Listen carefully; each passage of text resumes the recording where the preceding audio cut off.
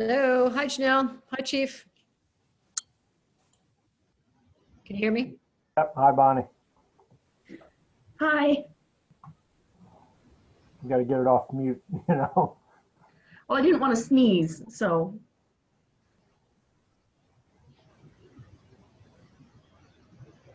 Don't sneeze on Monet.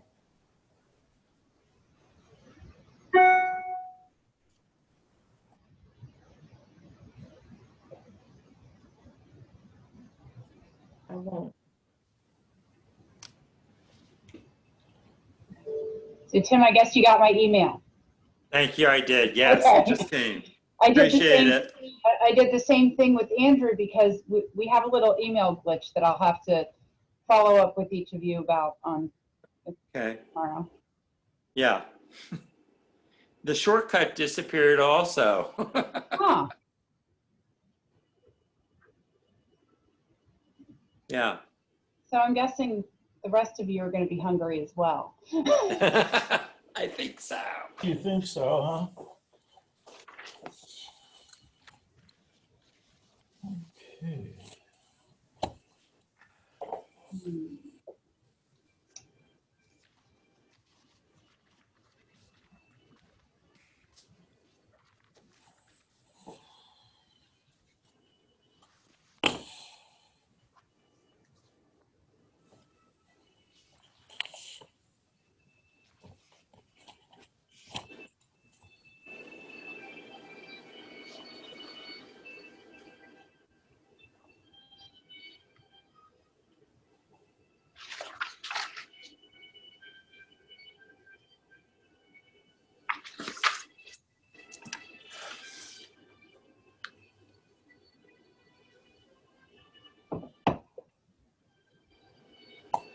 Oh, okay.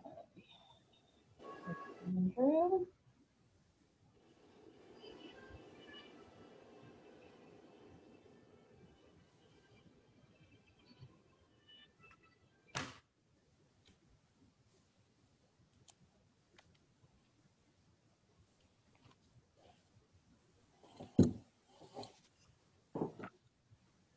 So Andrew's joining us. Yep. Okay. And then Need waiting on Glenn. We need Rob and Glenn. Yeah, I'm watching to make sure they're not in the other. Yeah. Also, John Martin and Yeah, so when we get to the PowerPoint presentation, you'll elevate them. yeah. Okay. Can you hear me okay? Mhm. Yep. Okay. Nice bow tie there, Andrew. And I got lots of them, lots of them.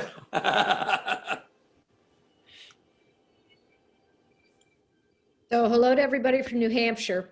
Not my usual backdrop. We thought you repaneled your living room on Savannah Road. Yeah, and put in a brick fireplace. Right. Why not, you know? A little home improvement, huh?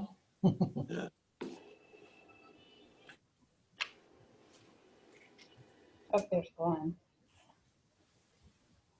Right, so at this point, I think we're just waiting on Rob. Looks like, yeah.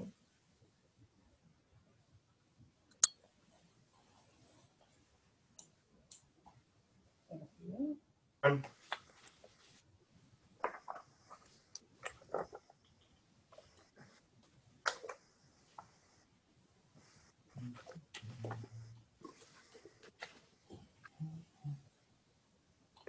I see Dave Dietrich's here.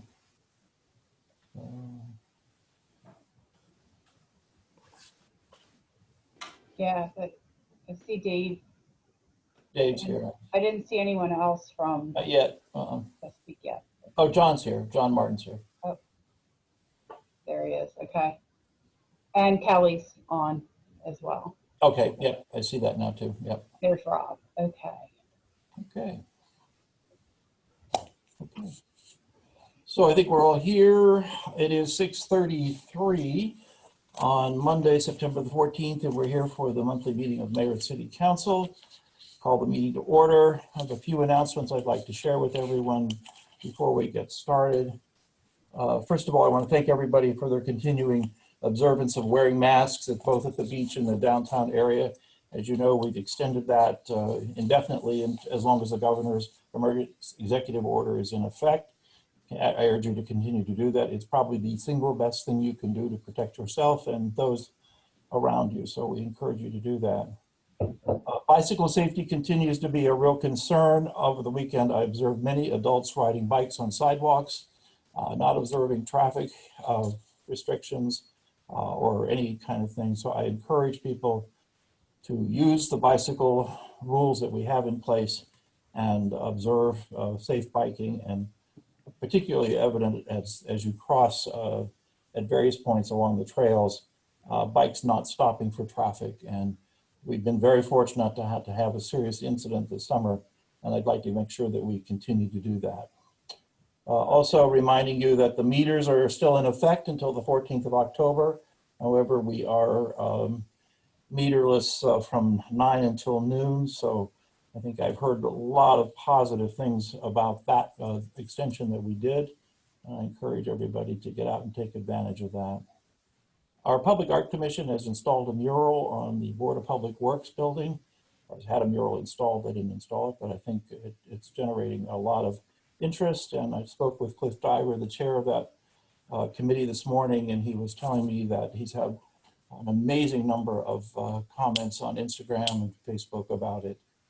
And I believe the News Journal is planning to do an article about it. So very interesting dialogue. We've had our Board of Health meeting early last week, and at that time, Dr. Tam joined us, and he mentioned that the hospital is making a full court press to try and get everyone to get a flu shot. And they're going to have 48 different venues where you can get flu shots over the next month and a half. And we will be sending that list out via Code Red and over the next couple of days. The flu shots will be starting on the 21st, and they're all free. And there are, as I understand it, 3 different levels of flu shots: the regular flu shot, those who are senior citizens, and those who have compromised immune systems. So make sure you get the one that's appropriate for you. It is, by all the things we've seen from CDC and NIH, the best single way you can try to help yourself get through the winter, and make sure your friends and family do as well. And then it's unfortunate that at this time, given the state of the pandemic, that we will go ahead and cancel trick or treat this year. I know it's a very popular holiday here in the city, but in the interest of public safety and the safety of our children and adults who accompany them, we will not be having trick or treat this year. I also understand that St. Peter's has canceled their trunk or treat, which is another event that was very popular, mostly among their parishioners. And finally, in terms of this agenda, we're going to move immediately to move item H1, which is a presentation by Chesapeake Utilities on an expansion of natural gas service in Lewis. And in the interest of time and knowing that they have a PowerPoint presentation, I would ask Anne Marie if she could go ahead and elevate the members of Chesapeake who are here so they can walk us through this PowerPoint. I think you have the PowerPoint uploaded as well, so you can play it for everyone. Is that correct, Anne Marie?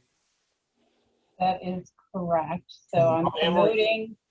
And while Emery's doing that, is there anyone who have any other announcements they'd like to make? Okay, go ahead.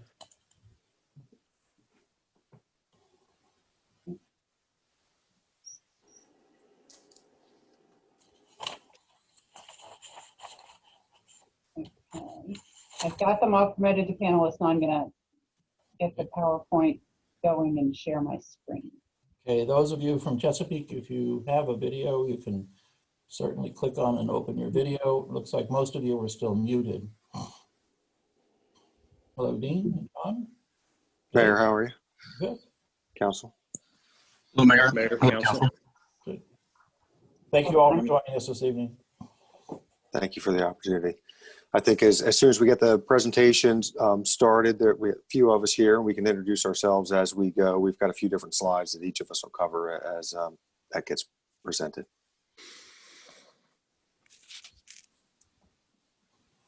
By way of background, Chesapeake's been nearing 10 years of working with the city, and so we're going to hear a little bit about what they've done and also what their plans are for the future in this presentation this evening. So we appreciate you taking time to join us this evening.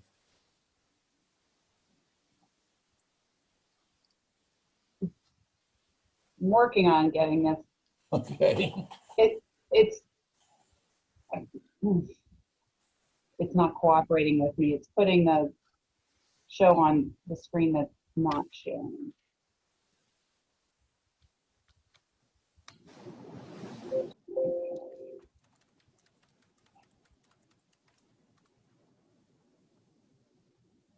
Go back. Nope.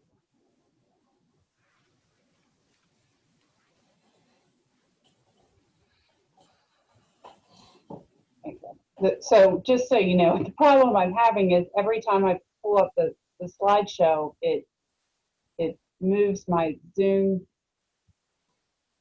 It gets in the way of the Zoom screen. So hopefully, okay, now I believe I've got it. Good.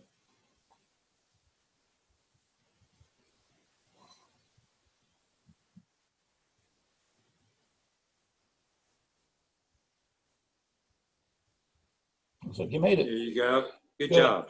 You got it? We got it. Yep, thank you. Good job. Okay. Okay.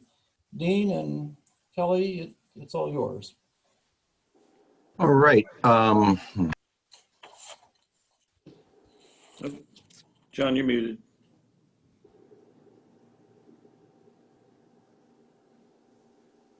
Gotta unmute yourself, John. There you Hello, go. everyone. Can you hear me? Got you now. Yeah. Yes. Awesome. Great. Thank you very much. I would like to start this evening by thanking the mayor and Anne Marie for suggesting us coming before the council this evening to present on Chesapeake Utilities, where we are currently, where we'd like to go to, and efforts we can possibly do in the future to achieve that. Thank you, council, for hearing us this evening. Chesapeake Utilities is represented in terms of business development and sales by myself, Dean Holden, Dave Dietrich, and Kelly Gabbard. And with that, can we please move forward to the next slide for the agenda? I understand time tonight is finite, and being cognizant of council's time, we're going to basically just touch on a little bit of history, look at some numbers, regulatory tools for expansion, and our current expansion efforts. And we will actually, I will breeze through about the first 5 slides to allow for getting to the meat of the presentation and Q&A afterwards. Next slide, please. Here at Chesapeake, we are a safety-focused company, so we start every meeting with a safety moment. 2 numbers that are important for everyone to know: 811. Please call before you disturb any ground or dig to prevent you from calling that second number. If you do, you call 911 and they will connect you directly to Chesapeake Utilities. Next slide, please. We're going to skip this one in interest in time. So Chesapeake, we were founded in 1859. We've been around for approximately 160 years. We started off as Dover Gas Lighting Company. And today you can see our current corporate office in Dover, Delaware. We are a diversified energy company involved with natural gas, propane, and electricity. We are headquartered here, of course, on the Delmarva Peninsula. Next slide, please. This is just a visual of the states in which we serve on the East Coast. A lot of people aren't aware that we are in multiple states. Next slide, please. And locally here on the Delmarva Peninsula, we serve over 80,000 customers and in counties highlighted in green on this graphic. Next slide. So now we're going to get into a little bit of history. Dave Dietrich is going to walk us through, where we are now and how we got there really quickly, and then we'll move on to our expansion efforts for the future. So I will now turn it over to Dave Dietrich. Yeah, thanks, John. First, can everybody hear me okay? Yes. Gotcha. Okay, great. You folks, I know, are very familiar with the history. So real briefly, we executed the franchise agreement back in 2011. You know, the BB Hospital and SPI Pharma really served as the anchors to help us extend Maine into the city. And that service really began in earnest in 2012. With 2016 being a notable year, those first two communities, conversion communities for us, began service. Some efforts since then. In 2017, we did conduct a citywide survey, got over 650 responses. In 2018, had town hall meetings with excellent turnout. And just last year, Pilot Town, the Reserve at Pilot Town expansion continued, and we extended to Harbor Point and also the West 4th Street extension out to Mariners Retreat. Next slide, please. So this just gives you a sense of that history. The blue line is the original service line that made its way into town, into BB, and then all the way out to SPI Pharma. And the yellow lines there indicate service lines installed since. But next slide illustrates this a little better in town. So then there in the blue, that's the current state of things with service lines, or rather main lines throughout notable sections of the town itself. Next slide. And a little further illustration, the actual number of meters there. Oh, I'm sorry, expanded too quickly, but that's fine. Yeah, the blue there indicate individual meters, and the red are new services as well, probably all within the last 6 months or so. So we still see continued additions. So next slide, please. Just by the numbers here. So to date, franchise fees paid to the city, just under $200,000. The consumption of natural gas is offsetting a significant amount of alternative fuels, 146,000 MMBTUs, and MMBTU is 1 million BTUs. So that's a good amount of annual consumption of alternative fuels that are now avoided. And we are just over 400 total customers in the city, mostly residential, with, of course, some key commercial customers there noted as well. Next slide. This stack graph here just kind of illustrates the additions by year since 2012, and you'll see that 2016, for example, is when we had those first two notable conversion communities in Highland Acres and the beginning of Reserve at Pilot Town. Next slide. Some savings. We continue to represent a good value proposition for the residents and businesses in town. This just illustrates a typical residential customer using about 70 MCF a year of gas, very typical. And there's still notable savings over propane. The propane bars there are in that light tan color, fuel oil being the dark gray, and of course natural gas in blue. So still a good value proposition for homeowners. In terms of emission savings there, a good story to tell as well. Natural gas is the cleanest burning fossil fuel available. And so when you convert from oil and propane, there's a significant CO2 emission savings accompanying that. Next slide. This is where I'll just hand it off to Dean just to touch on how we expand and the regulatory components of expansion and other tools that we could use. Thank you, Dave. Appreciate everybody can hear me. Mm-hmm. Yes. Okay, very nice. So here we get into the meat of how we accomplish expansions and how we're forced to analyze expansions as we're regulated by the Public Service Commission. The first bullet there is our website. Our Delaware tariff is always updated, current, available at that spot for anybody interested. It lists both the methodology we have to use as well as the specific rate classes that we offer and have approved by the Public Service Commission.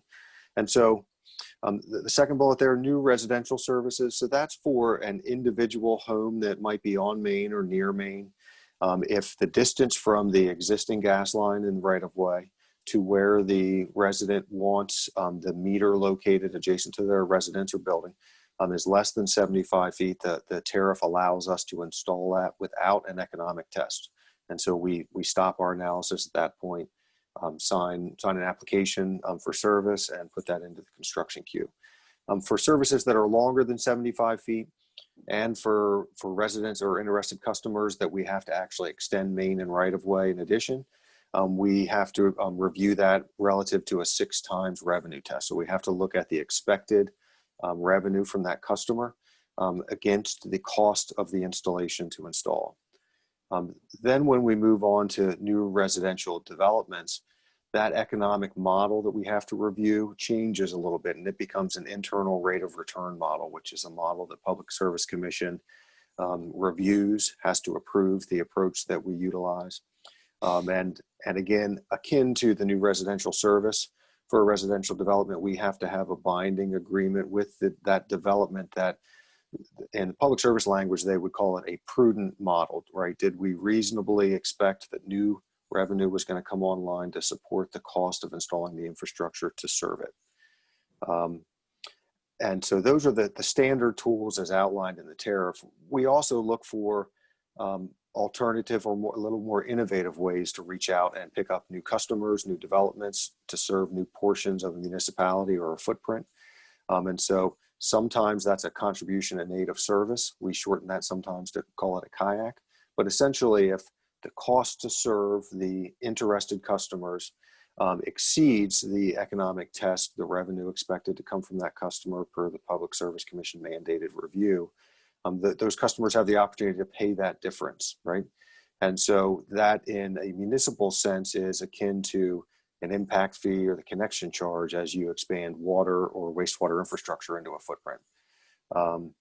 We also utilize advance agreements, and we did this with the city of Lewis a little over a year ago to get gas onto Tennessee Avenue, a footprint that Lewis owns and is working to develop some residential lots. And so that is an opportunity where the owner can pay up front. And then as new customers come online and sign up for service, once the cost of that service is covered, the additional revenue or the advance payment can be returned to the customer. We don't use in Delaware, but we thought it's worth mentioning. In Ocean City, we have something called the system improvement rate. And that's utilized 2 different ways. One that may be a little more pertinent for consideration in Lewis. As Ocean City goes through with their street work and plans to repave or improve the right-of-way and streets, we're actually required to install gas service within the right-of-way, making it ready for residential lots adjacent to it. And how those costs are recovered, because per the Public Service Commission, again, we're required to have a mechanism to recover those, is the existing gas customers within that municipality are charged a specific rate on their bill, a rider on the bill, the system improvement rate that recovers those costs. And so that isn't done in Delaware now. It's certainly something that the company is open to for footprints that are interested in that. And it helps utilize revenues from existing gas customers to get it to their neighbors or adjacent property owners within a municipality or land use regulated area. And then we also use what we call NCR agreements. They're negotiated contract rates.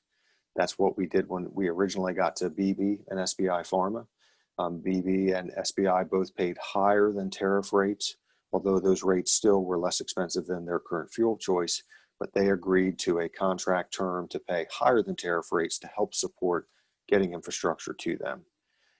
And so with that, I know this sometimes is an area that people have questions. I'm certainly happy to field any questions now, or we can run through the remainder. Kelly Gabbard's going to talk about our recent, current, and in a short look to the future expansion efforts in and surrounding Lewis. Are there questions from council at this point? I have one question. This is Tim Ritzer. Going back to that previous slide, you had the SIR and you cited the example of Ocean City. And the fact that this is something that is not permitted under the Public Service Commission in Delaware. Is your company, Chesapeake, petitioning the PSC to have this term included in your tariff? A great question. So when we came upon that topic with Ocean City, it was almost driven by Ocean City, and Ocean City had the desire. Their desire was a couple-fold, right? One, they wanted to ensure that all residents had an opportunity for natural gas service. Second, they were, being a coastal town that could be inundated by flooding during coastal storms, were concerned about propane tanks and oil tanks that were either buried or on the surface in a flooding event that might move, right?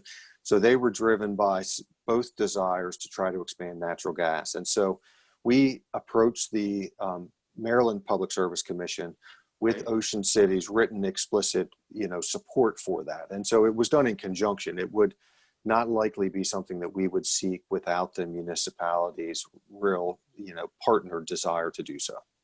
And was your experience from the time that you received that document from Ocean City expressing their desire and your success with the Maryland Public Service Commission, what time span are we talking about? I would need to get back to you on that. And I Okay. don't remember that specific timeline. We will get that information back to Thank you. Ms. Townsend and the mayor for distribution. Thank you. Certainly. Nina, this is Andrew Williams. I have a question with that same regard. In those situations, what's generally the existing uptake when, like in the case of Ocean City, how many customers were already on natural gas? The percentage wise. So to get you municipal footprint figures, I'd have to do a little digging, and I'm happy to do that. The Worcester County was served by a company called Eastern Shore Gas, which was a piped propane system that Chesapeake acquired. So it was about 10,000 piped propane customers that we now are down to a handful that we have piped that system and converted it all over to natural gas. So in addition to expansion, we were also, doing conversions and other. I'll have to get you, and I will get to the mayor and Ms. Townsend some numbers specific to the SIR footprint to kind of address that question. And how long? Dina, I understand that your question, this would also work in retrofit in a street that was being rebuilt with existing houses, not just new construction. Is that correct? Yeah, that's correct. I mean, in Ocean City, and I spoke a little more to the expansion as they did road work, but the other way we utilize the system improvement rate in Ocean City is to help support existing propane customers to convert to natural gas. And so in Ocean City and the Sandpiper footprint, we can incorporate those conversion costs and in most cases pay for those conversion costs to help a customer come online and utilize natural gas. And so that benefits our customer pool in the sense that it generates more throughput for those customers that we convert. And it also helps those customers that are on a more costly fuel or a fuel of concern in Ocean City's case, right, to bring them on to natural gas.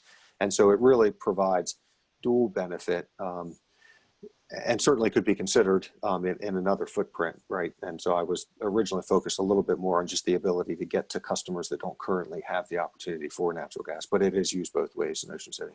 Thank you. Sure. Any other questions before we move on? Okay. All right, thank you very much. Well, Kelly Gabbard, and so he's our expansion rep for the local footprint. He's going to talk about recent, current, and looking forward expansion efforts.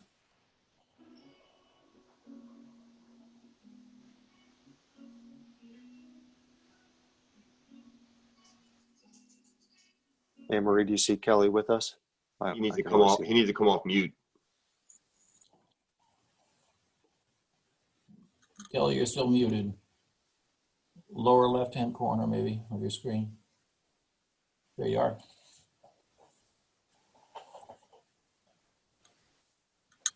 No, you're still muted, Kelly.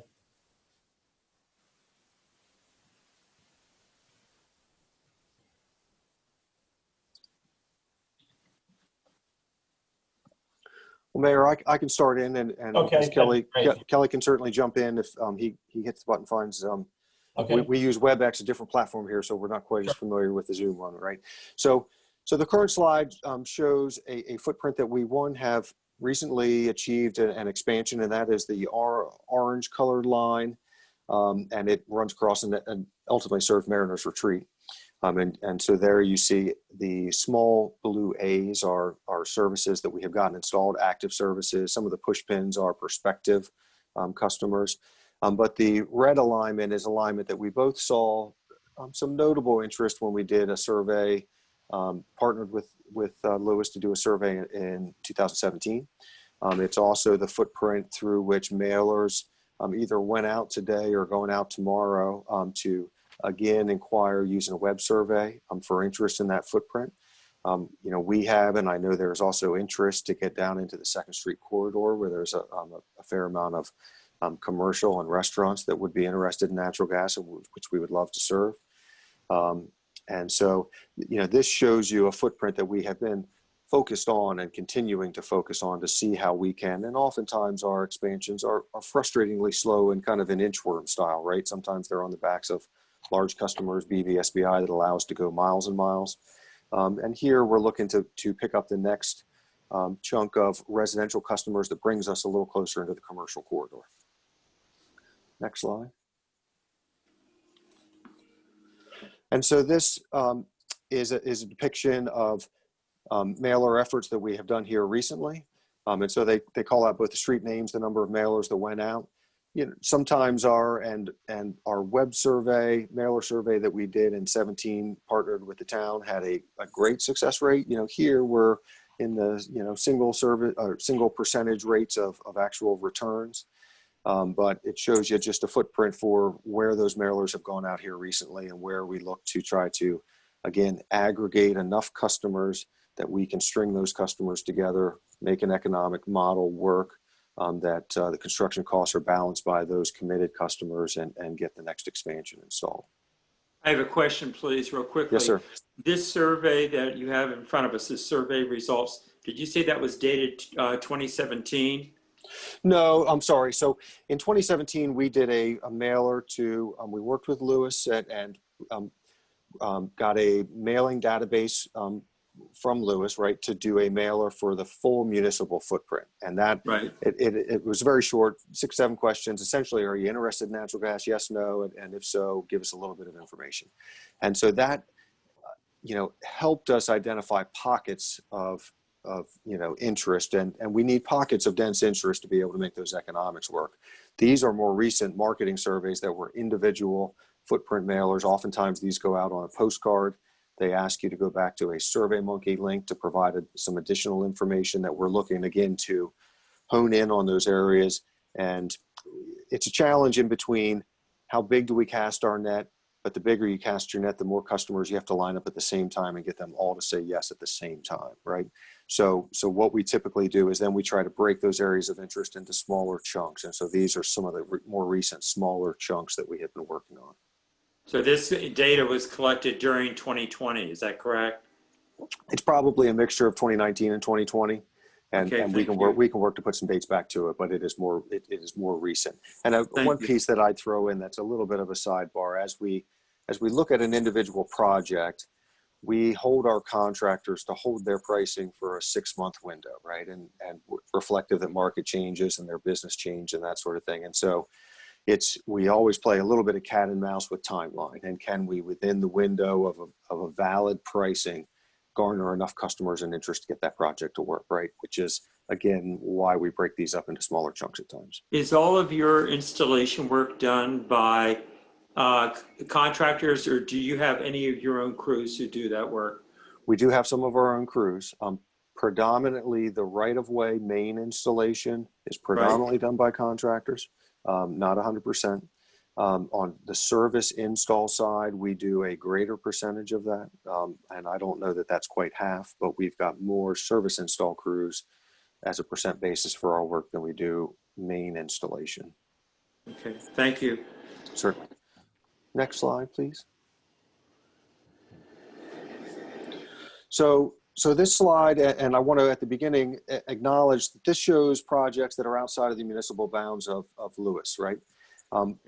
Why we feel that is important, and it's a notable important reason from my engineering background, is some of these projects, specifically the ones along New Road, are going to allow us to loop the system that goes throughout Lewis, right? And a loop system is a much more robust infrastructure network. We also recognize, properties 5 and 4, Tower Hill, Lewis Waterfront Preserve have been annexed or have annexation agreements. Some of these then again are outside of the footprint, right? And so Mariners Retreat, Pilot Town Reserve are recent ones.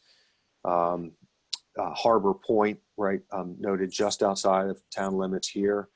Though Harbor Point with the Harbor Point project, it happened before Lewis Waterfront Preserve. So it actually, the economics of that project actually paid for a portion of the main that ran through Reserve at Pilottown, ran through Reserve at Pilottown, which ended up making the economics for Reserve at Pilottown a little easier to accomplish. We've also talked a fair amount about it, and I know that there's been a little heartburn about why we couldn't accomplish Pilottown Park at the same time. And the reality of the numbers were that the interest in Pilottown Park was less substantial. And if we had tried to join it, and at times we can join adjacent projects when they truly are adjacent and the work would be kind of concurrent, it would have required greater number of customers in Reserve Pilottown, and we have not yet made the numbers to make that project work as a co-joint project, right? And so we have a little bit of latitude to do that when there are adjacent parcels that the main, the work is really concurrent. And we looked at that again. The next slide speaks a little bit to this. When we've looked at DeVries Circle, I don't know, 15 times. We looked at DeVries Circle in conjunction with Drake Knoll at one point. And the challenge there was we needed 100% of the homes in Drake Knoll, in addition to a number of homes along Savannah, to make that extension work, just because of the length of main and the cost to get it in along that footprint. So this slide shows some additional projects that we are looking at. Some of those likely are going to work. Some of those are in the works, right?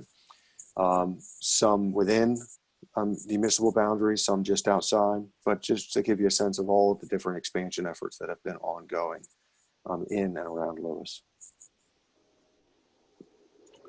And so with that, it kind of closes up our presentation as we had prepared with the slides, but we would be very interested to hear any questions, comments, concerns. Okay. Anyone want to ask a question? I have a question. I forget which slide it was, but in some part of your presentation, you described the 6-year revenue projections, or you called it a test. And my question is, when you consider, when you are computing the revenue stream, are you taking into consideration factors such as size of homes, the number of customers in a residence, the number of zones of, heating zones in a house, et cetera?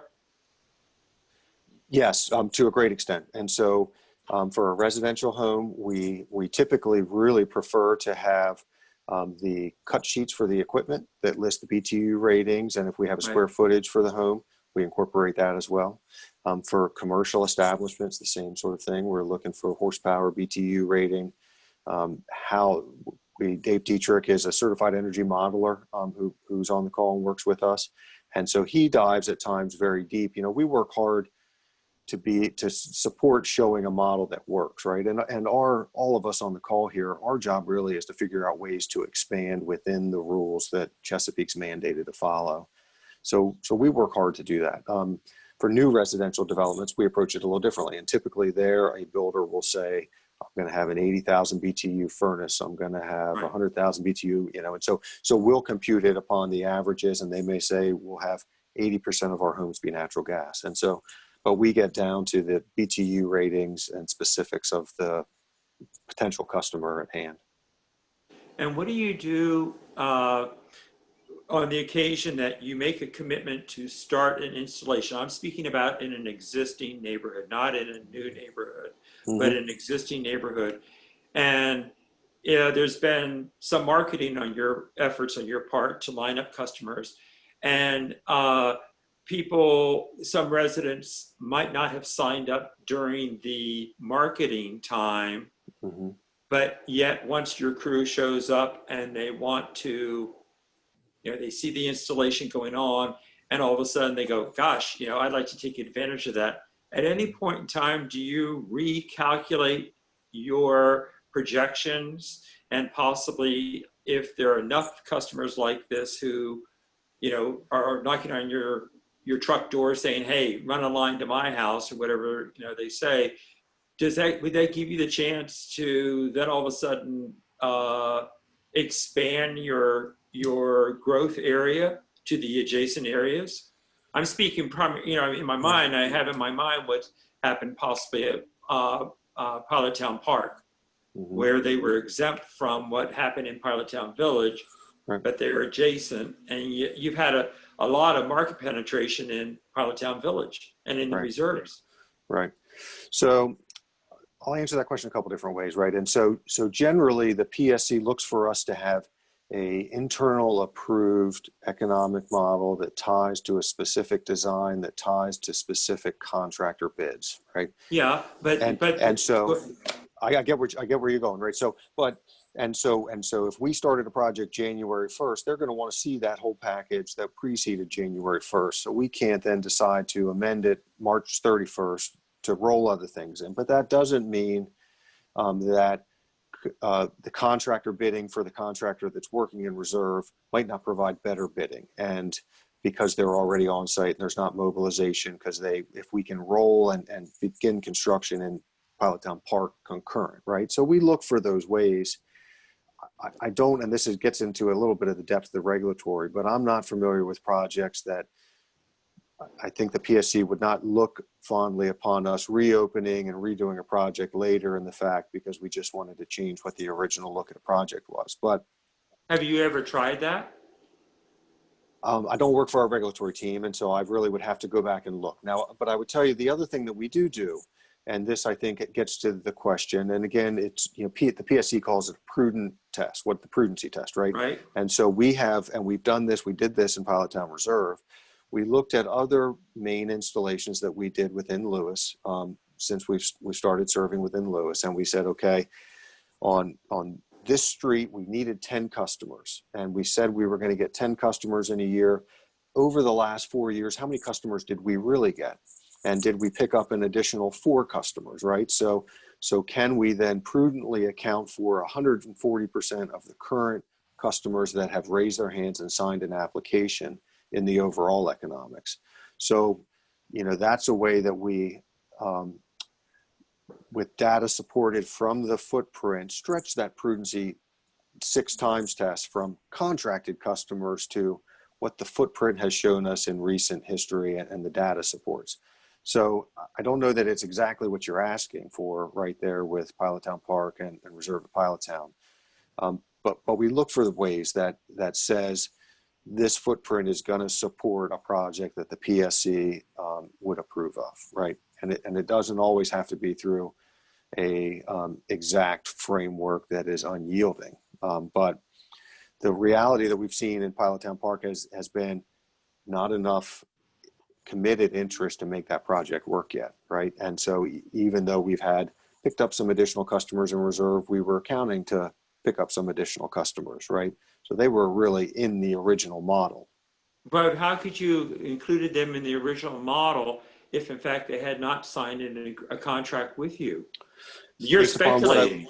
Based upon, so it's educated speculation, right? And so if you look at projects concurrent in the footprint, same municipality, recent history, what does the recent data show actually has happened? And the PSCs across the states will say that's a prudent approach. Now, they say you can't go field of dreams and say, we think 50% of the customers that haven't signed up yet are going to sign up just because we think so, right?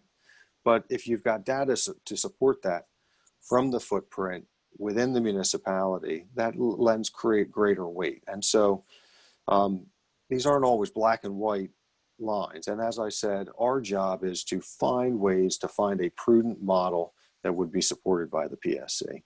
So we seek the things that you're asking for.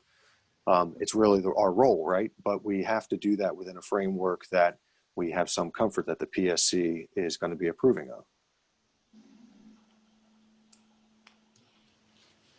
Other questions? Thank you. Rob, you're muted. You need to unmute yourself. Rob, yeah. Thanks, Ted. I do have a couple of questions about the 6 times net revenue model for extensions of less than 500 feet to existing or new residential developments, which I understand is the model you use. We use both that and an internal rate of return model, which is not a 6 times test for other large residential developments or large main extension projects. Well, as I'm reading your tariff, it says the company will use a 6 times net revenue test in the economic analysis of main extensions of less than 500 feet. And for commercial. Oh, well, excuse me, but it says to serve new residential developments, existing residential developments, and commercial and industrial main extensions. Correct. Then for extensions of more than 500 feet, you use the IRRM, internal rate of return model, to serve new residential developments. And you talk about how you use lots that have been approved for development as the basis for your estimate of, as an input into your model. Not directly. It has to be, with a new residential development, we look for a developer or builder agreement that is a binding contract that commits to a certain percentage of gas use in terms of a certain percentage of lots at a certain typically it's the appliances, right? They commit to appliances that we back into and understand where those BTU loads are, that then becomes the input into a model to understand the expected revenue from those contracted customers. Well, that sounds reasonable, but it's not what's in your tariff as I read it. I'm looking at 3A of your line extension policy, your main extension policy, where you say you base it on the number of approved lots.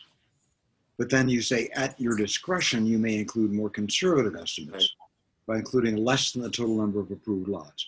When do you exercise that discretion and how? So how we operate as a sales team is, as I've described, we seek commitment. If it's a builder that controls the new development or a developer that controls the new development, we seek a agreement with the developer to understand the number of lots that they are going to commit will be natural gas using lots, and understand what appliances are going to be within those, right? And so in the examples that I'm familiar with, and again, we work on the sales team, and so your question may delve deeper, and we need to get our regulatory folks to respond because they're the ones that typically interact when the PSC wants to audit individual projects, and we have to put a model together that supports the expansion for each individual project and submit that to the PSC. I'm not part of that component of Chesapeake.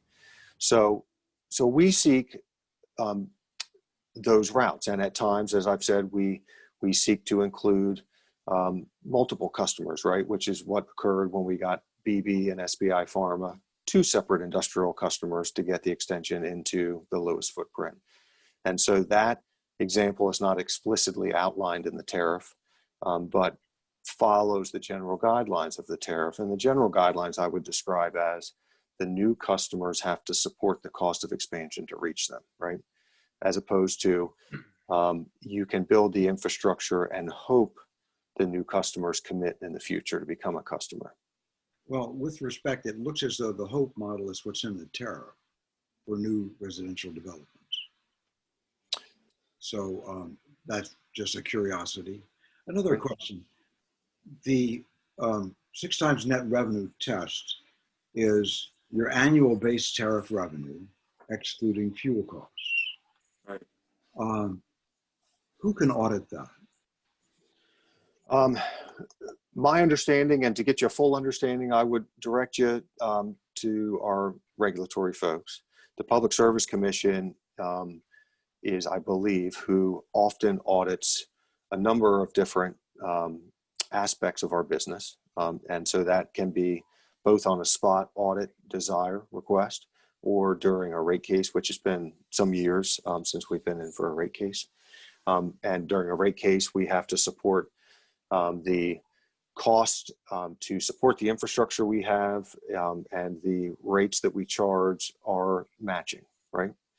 Now the PSC also can choose to audit individual projects that we approve, which gets back to our discussion over needing to have contract, design, contractor bids, all of them match up concurrent, supporting the requirements of the tariff.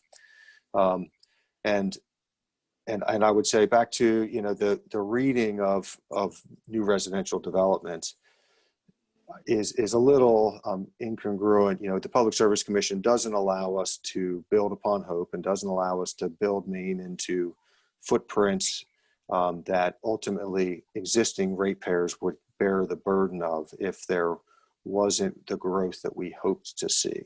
And as we all know, there are thousands of lots in Sussex County that are approved lots, right? That there's little likelihood that any growth is going to happen there. A fuller answer really needs to come from our regulatory folks, but I would be shocked that the company wouldn't be hammered if we chose to expand into approved lots without any commitment for the owners or developers of those lots to commit to becoming customers, right? Well, let me We don't quote have the tariff. The tariff says, parameters of the internal rate of return model, A, number of customers. The estimated number of residential heating customers will be based on the number of lots in a new residential subdivision that have been approved for development by the appropriate authority. So that seems at variance with what you just explained, is a commitment that you seek, a contractual commitment. So I certainly see the difference and deviation there, right? And so, you know, a further answer, I would ask our regulatory folks to respond to you. Okay. Do you provide the city with regular reports on how you're doing in terms of expansion? So the tariff does, our franchise with Lewis does require some reporting. And the, you know, 4 individuals here from Chesapeake don't work directly for the group that provides that reporting, but I am aware that yes, there is some reporting that does come to Lewis. All right. Who does provide that, please? From what part of Chesapeake? So it comes out of our business unit, right? But it comes out of our internal rates group. And so I can certainly connect you to a contact, or if you have specific questions over any of those reports, I'd be happy to take those and get you answers on that. You know, I would think it would be helpful to provide us a contact. We'll develop a list of questions and submit them. Very nice. I think that's fair. Okay. Certainly. Does anybody else have questions at this point?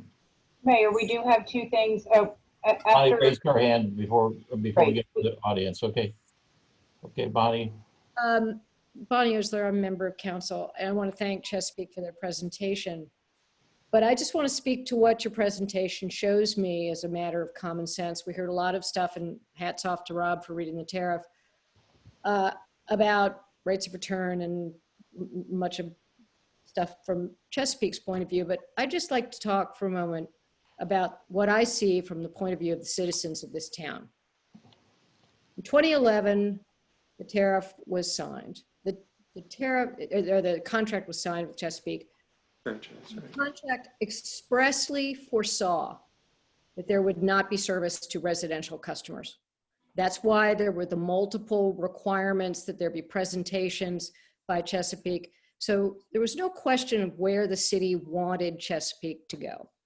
So I was very interested in your customer service, current service of customers slide, because quite frankly, it showed the pathetically small penetration of Chesapeake services to the residents of this city.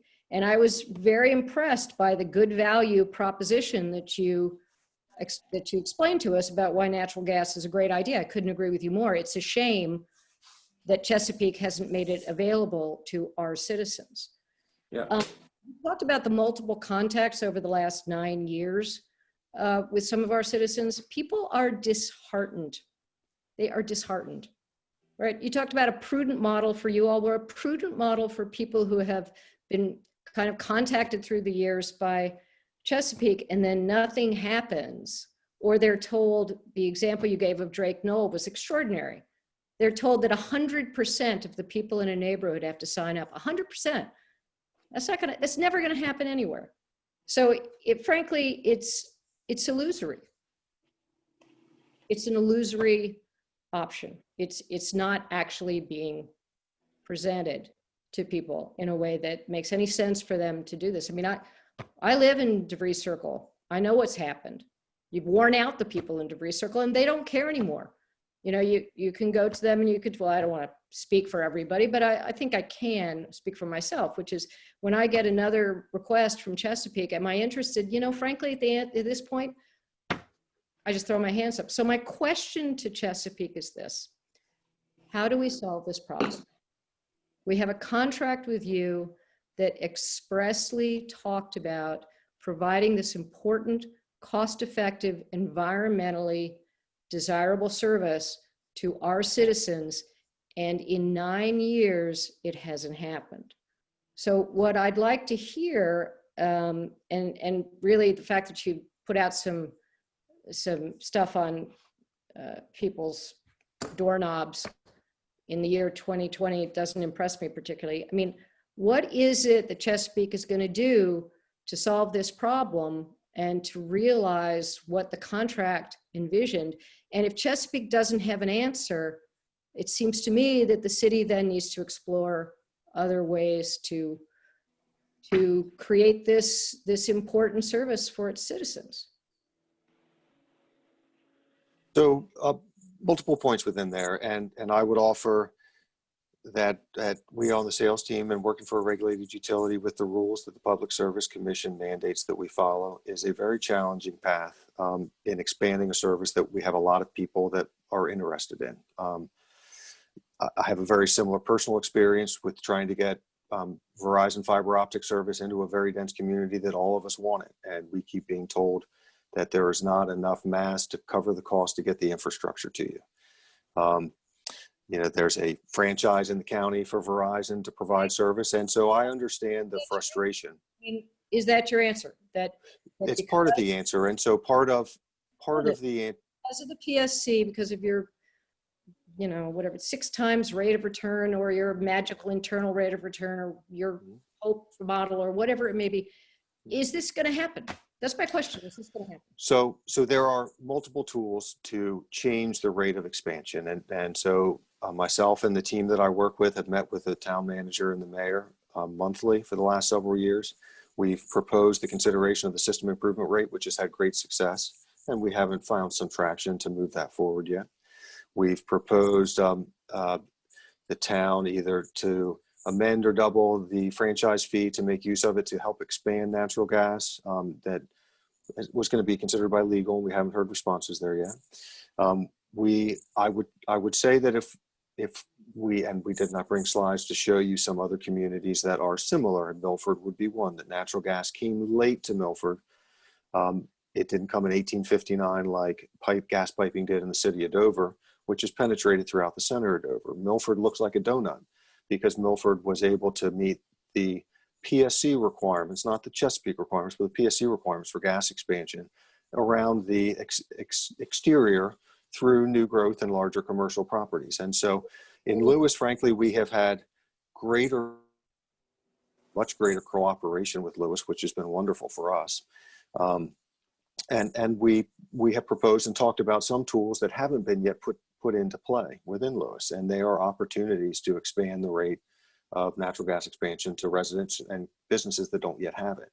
It's a challenge to expand within the structure, and I would tell you the Delaware PSC is much tighter. We operate in a multitude of states, and if we could utilize the tools that other states give us, we would have greater success than we do in Delaware. Delaware is a challenging footprint for us, and so we can choose to approach that in partnership with the PSC if we look to amend some of those tools. We look to continue to meet with the town manager and the mayor to find opportunities. We intermittently have good contact with the Board of Public Works to understand where they have projects going that we might try to find some synergies, which are challenging when you have 2 different entities putting infrastructure in. And we have found some of those challenges in the past in Lewis that I spent 15 years as a consulting civil engineer, and I understand those, and I did water and wastewater for Sussex County, for Tidewater, for other municipalities in Delaware. So I understand the process through which municipalities build and expand infrastructure, right? And you're allowed to do it under different rules than we do. But the challenge is natural gas is not electric, water, or sewer required services, right? And so to get the aggregated number of customers to make a project meet the state PSC test is challenging. And we share in that frustration. We recognize that frustration. So there are alternative tools that are on the table that we have brought to the table, and we're very keen to continue to explore those with Lewis. And we recognize that some within Lewis are very frustrated at the rate, right? I have personally worked on trying to figure out the DeVries Circle extension a number of times. I mean, we don't continue to spend our time and our contractors' time on it because we don't want to make it happen, right? And so I don't humor myself to think that this satisfies your question, but there's a lot to it, right, from our perspective. And we work very hard at trying to meet the bar that you would like us to be able to get over top of. Thank you. Thank you. Dean, we have two questions in the that from the chat that we should have you respond to. One is, what's the status of Tower Hill and Waterfront Preserve or natural gas service expansion? So those projects are in design analysis phase. So there's nothing official to announce, right? But I would say that it is both a backbone for the infrastructure as we look to support the infrastructures through Lewis, and they are both projects that, from my point of view, seem to be very likely projects with strong interest in natural gas, right? So that's about as much as we have to say. Okay, and the other question was, who pays for the work within the right-of-way? Is there repaving? If there is repaving, what costs, if any, are incurred by the city of DPW as you work through the street route network? So the restoration costs have to be covered by Chesapeake, and so they're incorporated in our contractor bids and the requirement of Chesapeake to accomplish and restore. Thank you. And do they figure into the 6-year rate return formula as well? Correct. Yes. They do. Traffic control, permitting costs, design costs, labor costs, material costs, right? The cost to accomplish the project, right, is an all-inclusive umbrella. Okay. Dean, I think you can anticipate that from this conversation tonight, we'll be developing a list of questions that we'll want to get back to you with, and directions that we will want more information from the company. Absolutely, that would be great. We would appreciate that. But I do appreciate, in the interest of time, we've been at this about the better part of 45 minutes, and we talked about 15. So I think it's been a good dialogue. I appreciate you all taking time to be here tonight. But I think, thank you. Unless there are some other questions from the table, I think we should move on. Thank you. Thank you for the opportunity. Thank you. Thanks, everyone. Okay. I think we then can move on to proclamations, recognitions, and appointments. In the interest of time, I will not read the proclamation regarding Constitution Week, but I think it's worth noting that this is the 233rd anniversary of the Constitution being signed, and that Constitution Week represents a recognition of how important the Constitution is and how we as residents and citizens of this country have amazing rights that very few people in the world know. I think it's also worth noting that the National Constitution Center will award the 32nd Annual Liberty Medal to Ruth Bader Ginsburg, Associate Justice of the Supreme Court of the United States, for her efforts to advance the liberty and equality for all. It's a nice tribute to Ruth Bader Ginsburg, and I'm happy for her to get that. And so this was brought to us as a request from the DAR. I know they're very interested in recognizing Constitution Week. I would encourage you, as we have an opportunity here within the next couple of months to vote, to recognize the importance of what the Constitution enables us to do, and that is get out and vote. Tomorrow's a primary, but November 3rd is going to be an important day for all of us to remember to get out and vote. Anyone have any comments? If not, we'll move on then to item D2, which is presentation and possible action on the appointment of 2 members to the Planning Commission to replace the expired term of Nina Cannata and the unexpired term of Mark Harris. You'll recall Nina stepped down from the Planning Commission when her appointment was up, and Mark Harris has elected to step down, and I ask your consideration and approval of two individuals to fill these two vacancies. First, Nancy Stacy to fill a 3-year appointment, and second, Bob Heffernan to fill a 2-year appointment. By appointing these two staggered terms, we will then get the 9 commissioners on a 3-year rotation, so that we'll have 3 commissioners up for consideration for approval every year. Any discussion? I move their appointment. Thank you, Rob. Second. Okay, All right. Bonnie, you're the liaison to the Planning Commission, so okay, and she I seconded it. withdraw my motion and I defer to Bonnie. So that's fine. That's fine. I play whatever part is needed here to say, yes, let's do this. So we have a motion and a second. However, Janine's going to interpret that. She'll figure it out. All those in favor, aye. Aye. Aye. Great, thank you. Then the second item, or the next item on the agenda is presentation and possible action, the appointment of members to the Board of Health. As you know, our Board of Health, fortunately, for many years has been relatively inactive. However, everything changed in March. And we've been meeting no less than every 3 weeks since March. And during that time, we've also learned some things about how important the going forward, the planning, the health commission is to the city. And so we have, would like to appoint to the Board of Health the following individuals: Dr. Paul Cohen, who's the director of ED Emergency Department, Dr.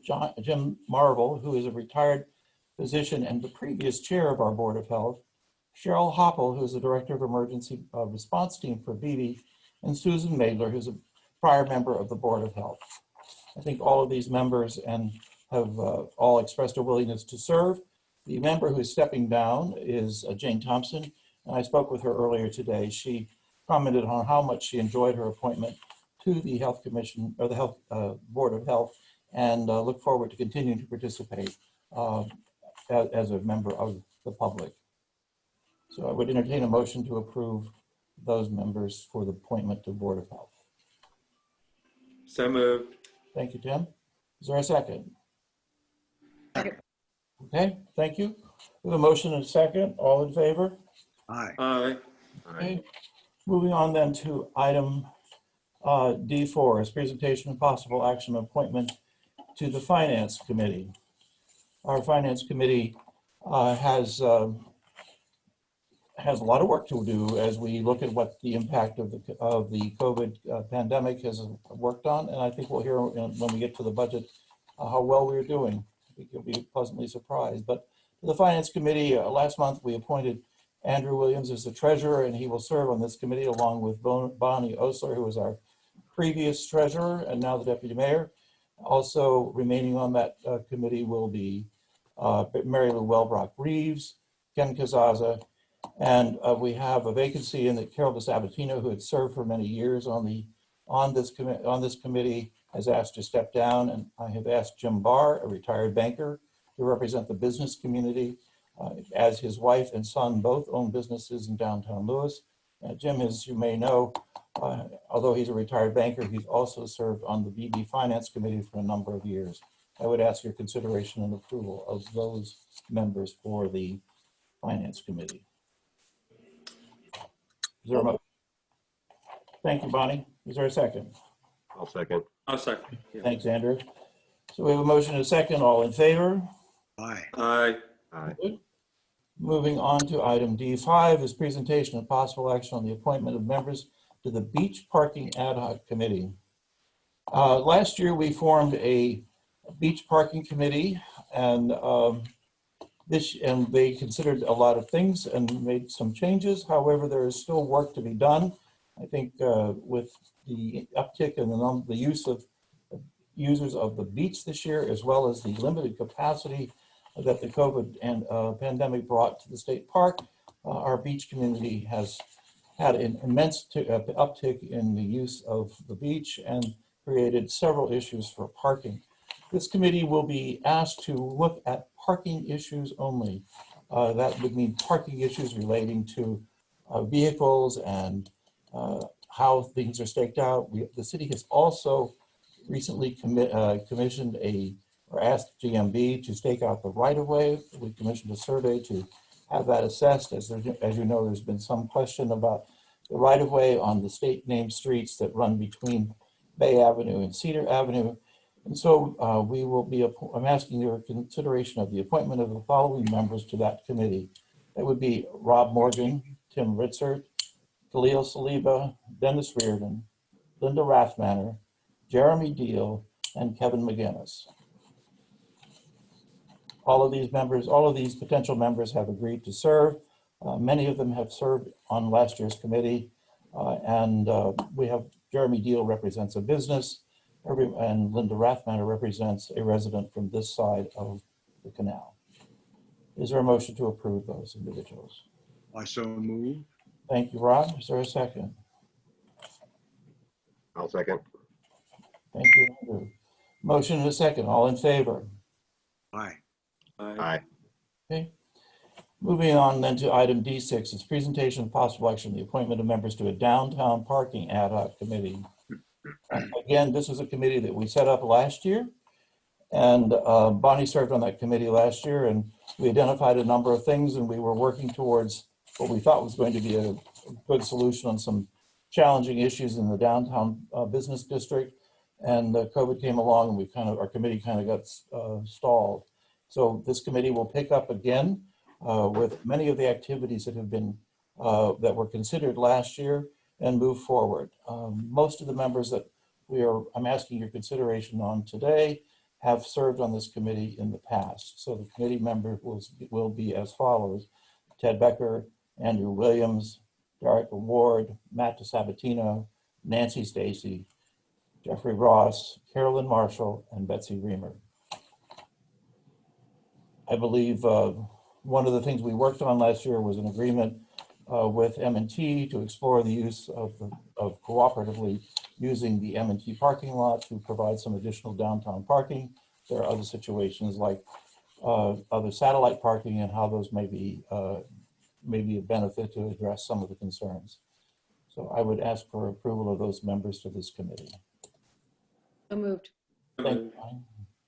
Tim, is a second? Yeah, I'll second. Great, thank you. Motion and a second, all in favor? Aye. Great, Aye. thank you very much. Moving on to item E1. This is a consent agenda. We have the minutes, the Board of Public Works minutes, and the Fire Department report, which I think we can approve as a consent agenda. I'd like to pull out the financial activity report and the police department activity report from this consent agenda. Is there a motion to approve the consent agenda? So moved. Thank you. Is there a second? I'll second. Second. Thanks, Andrew. We have a motion and a second. Okay, Andrew or Bonnie, would you like to talk about the financial activity reports, or would we like Ellen Lorraine to bring us up to date? She provided us a nice summary earlier today. I think Bonnie and I will have the same answer. I think we prefer Ellen and Rain. Maybe go through this. Okay. So Lorraine, the floor is yours. So everyone should have in front of them the monthly report for August, and this compares April to August of 2020 to April through August of 2019. It is also on the agenda online, so people at their leisure. So if you look at page 1 of that report, it is 22 pages long, but if you look at page 1, at this point in time in the fiscal year, we should be at 42% of budget. And if you look at the operating revenues through August of 2020, we were at 63.8%. This time last year, we were at 66.79%, so there has been a decline. If you look at expenditures, which is towards the lower quarter of the page, total general expenditures, year to date we're at 39%, and then last year we were at 42.95%. I've also provided a one-page summary of the information, and that too is also on the agenda under revenues and expenditures, August of 2020 compared to August of 2019. And in summary, the city is maintaining. Yes, our revenues have decreased by approximately $175,000, And as you would have imagined, the two biggest areas of the decline are in parking meter collections, which is over 100,000 in lost revenue, and building permits, which is down $67,000. Despite the decline in revenues, expenditures have not gone down. We've not incurred as much as expenditures as we had anticipated. So when we look at expenditures through August 31 of this year compared to August 31 of 19, we are seeing $177,000 less expenditures this year as compared to prior year. So our expenditures are more less, if that makes sense, than the decline in revenues. So we are seeing approximately $2,000 more dollars in excess revenue this year as compared to last year. Ellen Lorraine, is the decline in expenditures, can you help us understand where that's from? So on that summary sheet, I have included some areas that we've seen the decline. They're the usual areas. We've seen less consulting services, which is approximately almost $66,000 less this year as compared to last year. We've also seen savings in staffing personnel because we have delayed hiring replacements for some of those positions, which has put us in a maintaining course. Thank you. Are there other questions for? I vote we put Ellen Lorraine in charge of extending natural gas in the city of Lewis. I'll second that. Okay. Well, thanks for the levity. Thank you, Lorraine. That's what you just reported is borders on the magical. That's fantastic. Yeah. It is a very enviable position, and I'm here every day and I see Ellen Lorraine at her desk. I don't think she ever gets up from her desk. She's here usually when I get here, and she's still here when I'm about to walk out the door. So thank you very much, Ellen Lorraine, for all your work. And I know you and Anne Marie work hand in hand and I know all the department heads have worked in an effort to contain costs, but yet make sure that we're doing everything we can to keep the members of this community and our employees safe. So thank you very much. Are there any other questions? Hearing none, I think we can accept that report by common consensus and keep up the good work. Thank you. Yeah. Okay, Chief, would you like to talk to us about the police activity? Yes, Mayor, thank you. Can you hear me all right? Yep, we're good. Yes. Okay, I don't really need to go over my monthly report, but there's a couple notable things I wanted to bring to everybody's attention. First is we're in the process of developing a community policing plan where we expect, well, we will have officers assigned to all the neighborhood associations and neighborhoods in the city. We're looking to start that this October. Really, it's an effort to bring more community-oriented policing into the neighborhoods, give HOAs and members of that neighborhood a name and a face to put with the police department. So we're looking forward to addressing what the issues are in that particular neighborhood. So look for that to be coming here in the next month. We've also instituted, as a result of COVID, our traffic enforcement efforts have been greatly reduced, to be honest with you. I think everybody knew that. And we took the opportunity to kind of reset the bar here lately. And we've run 6 separate group radar enforcement, speed enforcement initiatives in the city, 2 on Savannah, 2 on New Road, and 2 on Cedar Avenue. And to date, we've stopped almost 200 vehicles and issued warnings to 152 vehicles and summonses to 14 vehicles. It's also a great thing to start right before school commences on Wednesday. So we really focused on Savannah the last 2 group assignments, and that's proven to be pretty fruitful. I think people are definitely conscious of our presence. We're going to continue that a minimum of twice a week at locations and times not to be disclosed. Sorry. So, it's just a good effort to reset the bar post-COVID and to get people in the right frame of mind with school starting. Unfortunately, the last thing is some sad news. I think most were aware that we just recently retired our canine Blue, which should be a celebration because he provided the city and our citizens lots of good service over the past 7 years.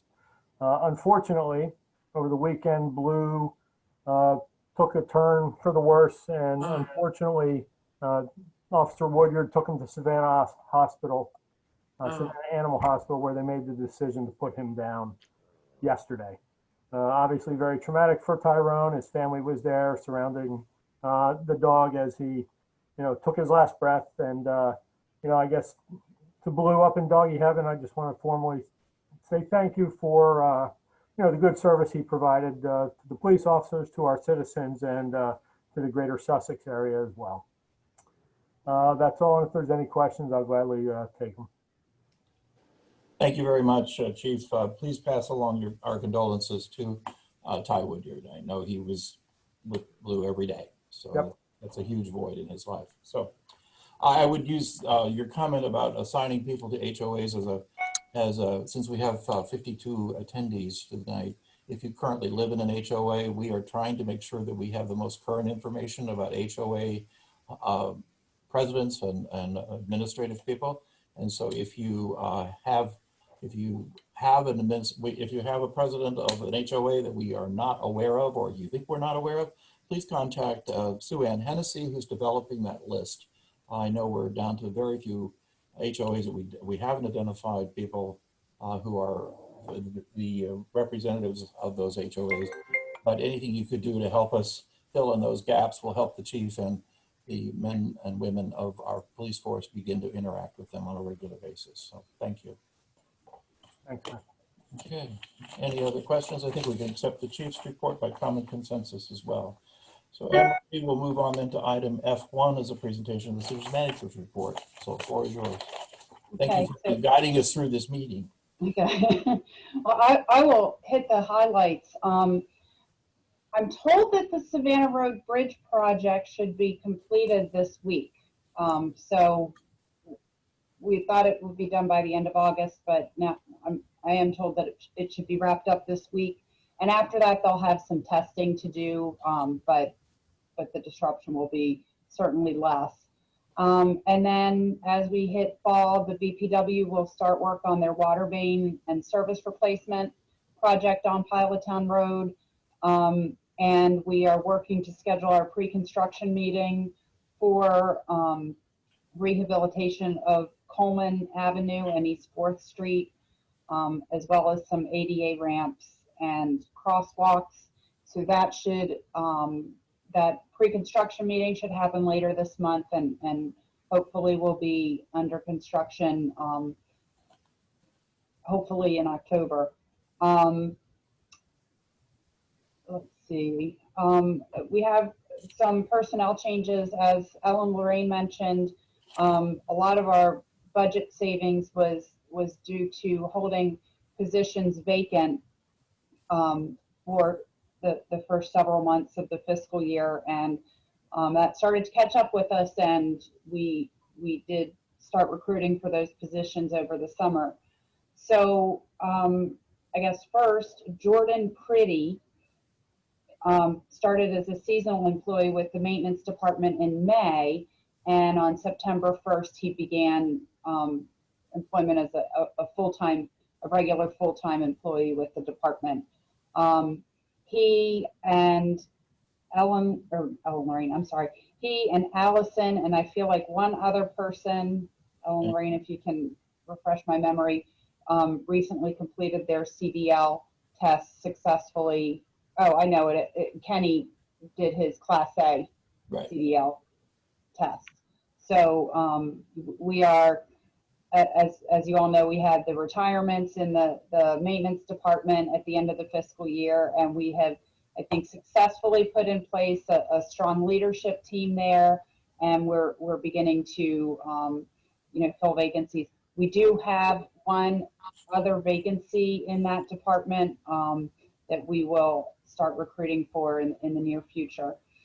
During August, we held interviews and made hires for two people who started, one last Tuesday and one today. We hired Debbie Lent as a financial administrator in the finance department, and Shelby Shockley as a human resources and benefits administrator. So Debbie started last week, and Shelby started today. So again, we're getting the right people in the right places to continue forward. And then Janet Reeves also started last week as the Parks and Marina Administrator, which relieves quite a bit of burden on Allison Kirk, who has been holding down that position, as she has also been the foreman for facilities in the maintenance department. So things are good because we have filled the vacancies, and we seem to have really strong people and the right people in the right places. I guess the other kind of high points, let me see. I guess that the main thing that we're, well, not the main thing we're going to be, but something very important that we're going to be working on, the very end of August, Republic Services sent out a letter, and they run the recycling sorting facility in Newcastle. So we take our recycling to the transfer station in Milford, which is run by Delaware Solid Waste Authority. From there, it goes up to Newcastle to Republic's facility, where it gets sorted and then goes on to be something better in its next life. In the past, we have had a tolerance for contamination of 20%. And if it was over 20%, they would reject it and charge us a tipping fee. We pay $0 per ton for a tipping fee for recycling. They, effective today, lowered that tolerance to 10%. And Republic has what I think they call it, an incoming quality auditor or something like that, that is at the transfer station, and they're monitoring things as it comes in.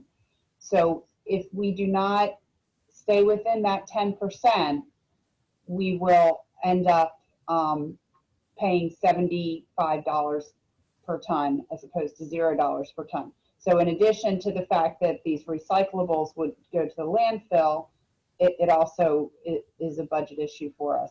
So we are working, again, we just got this about a week and a half ago. We are working hard to get the word out today. I did attend the HOA meeting for the reserve at Pilot Town. We're going to be working on getting things out on the website, email blasts, social media. Any way we can get it out, we're going to be getting it out. But I would say that the main offenders that we have in terms of non-recyclable materials, one, plastic bags. So that means both bagging your recyclables and putting that plastic bag full of stuff in the can. Please don't do that. That is automatically considered trash. It goes against our 10%. Taking a bundle of your grocery bags and throwing them in the recycling cart. Please don't do that. That again is when everything gets up to the sorting facility in Newcastle, the plastic bags really cause problems with the mechanisms, and they will have to stop the sorting machine, and it takes a lot of staff time, and it's bad on their equipment. The other, in talking to Rick Melendez, the other big offending thing, and it's gotten worse since COVID because a lot of people are ordering out instead of going out, pizza boxes. You can either throw your pizza box in the trash, or you can take the lid off, recycle the lid, and put the box in the trash. Those are really the most offending things that we have. Other things that shouldn't go in there, frozen food boxes, shredded paper, but we're going to be working on getting all of that out. I've been in touch with Denrec. They're willing to help us, so just stay tuned for that. With that, I would say my highlights. Okay, great. Any questions for Anne Marie? We have a hand up. Okay, I didn't see that. Joe Smith has his hand up. Okay, you want to unmute him so he can ask? Yeah. All right, so you should be able to unmute yourself, Mr. Smith.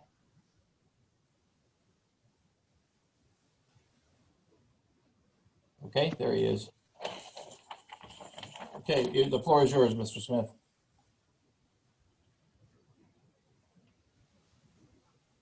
You can speak to us now. Oh, I have no comment. That was a mistake. Sorry. Okay. Okay, thank You're you. not the first to do that, so thank you.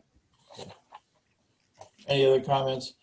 The other thing I would say that I've noticed in recycling is water bottles that have about a ½ inch of water left in them. Yep. Empty your bottles before you put them in there. Yeah. Yeah, and just to add quickly to what Anne Maria said about frozen food boxes, this was a big surprise to me, but all the boxes have that sort of waxy exterior, like your toothpaste box that the toothpaste comes in. None of those can be recycled because there's some sort of preservative in the box itself that is inconsistent with recycling. Yeah, in my conversation with Denrec last week, we talked about how to get more recyclable products, you know, to increase the tonnage. And we agreed that we first need to address the contamination issue, make sure that we're not putting things in that shouldn't go in, and then we'll start to try to build on what can go in. Okay. Are our streets people instructed in what to do when they come upon a recycling bin that, let's say, has a bagged recyclables right at the top? Yes, they are. So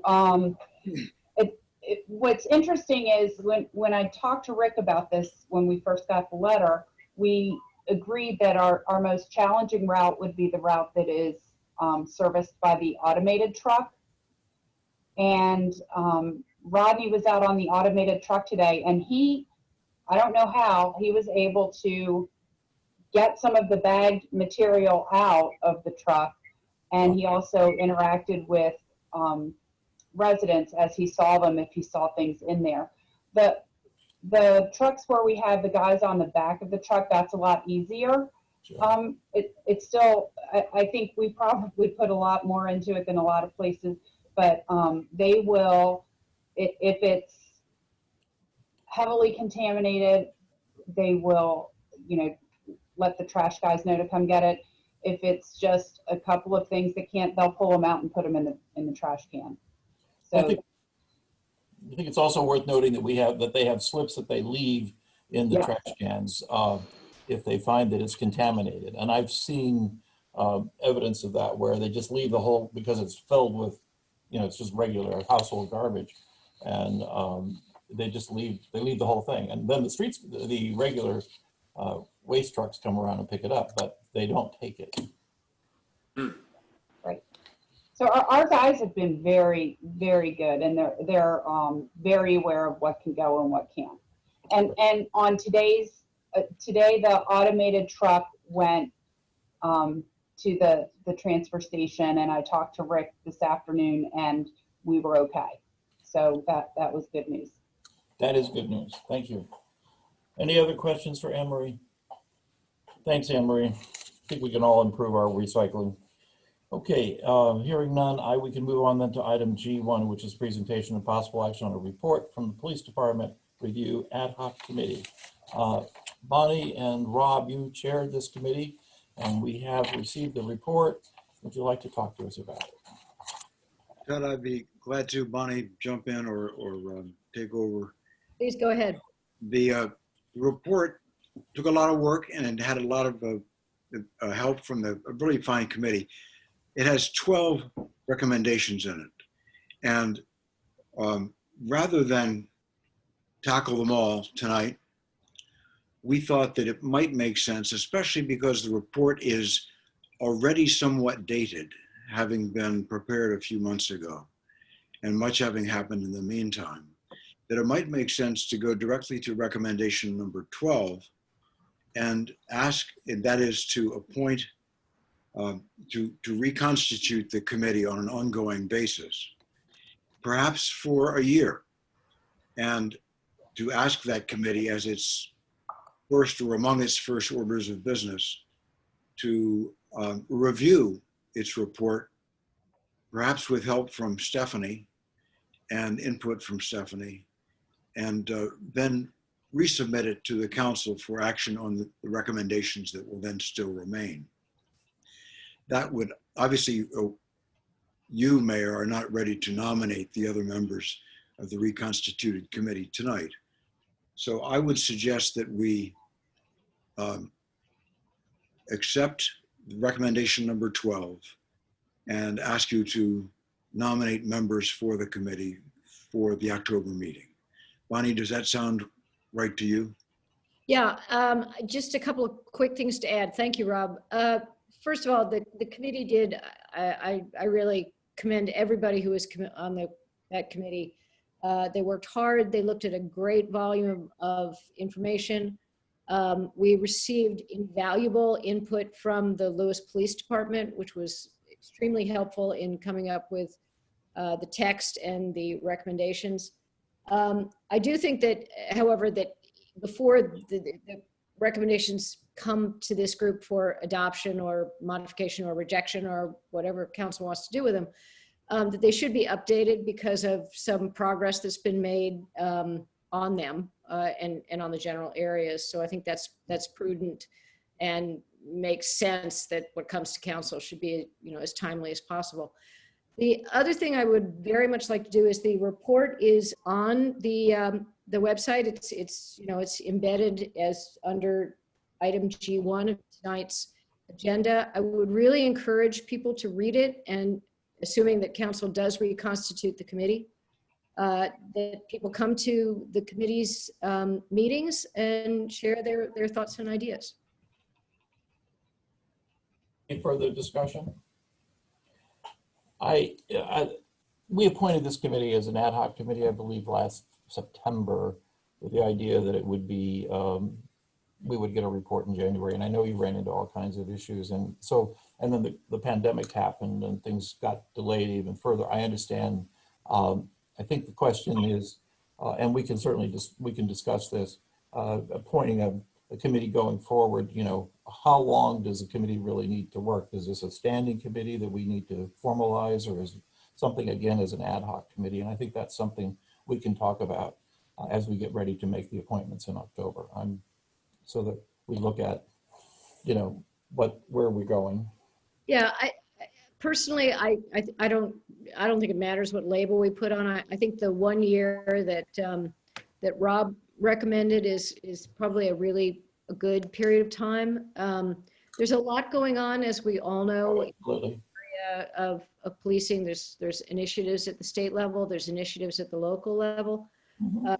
So I think a year is probably a good time period. And then if it looks like the committee should be extended, it can be, or it can go away if it looks like that's the best approach. Okay. Mayor, we have a hand up. Okay. Do you want me to unmute her? Yes, please. Okay, we've got Trina Brown-Hicks. Okay. Okay, Trina. Trina, you should be able to unmute yourself. You can unmute, yeah. There we go.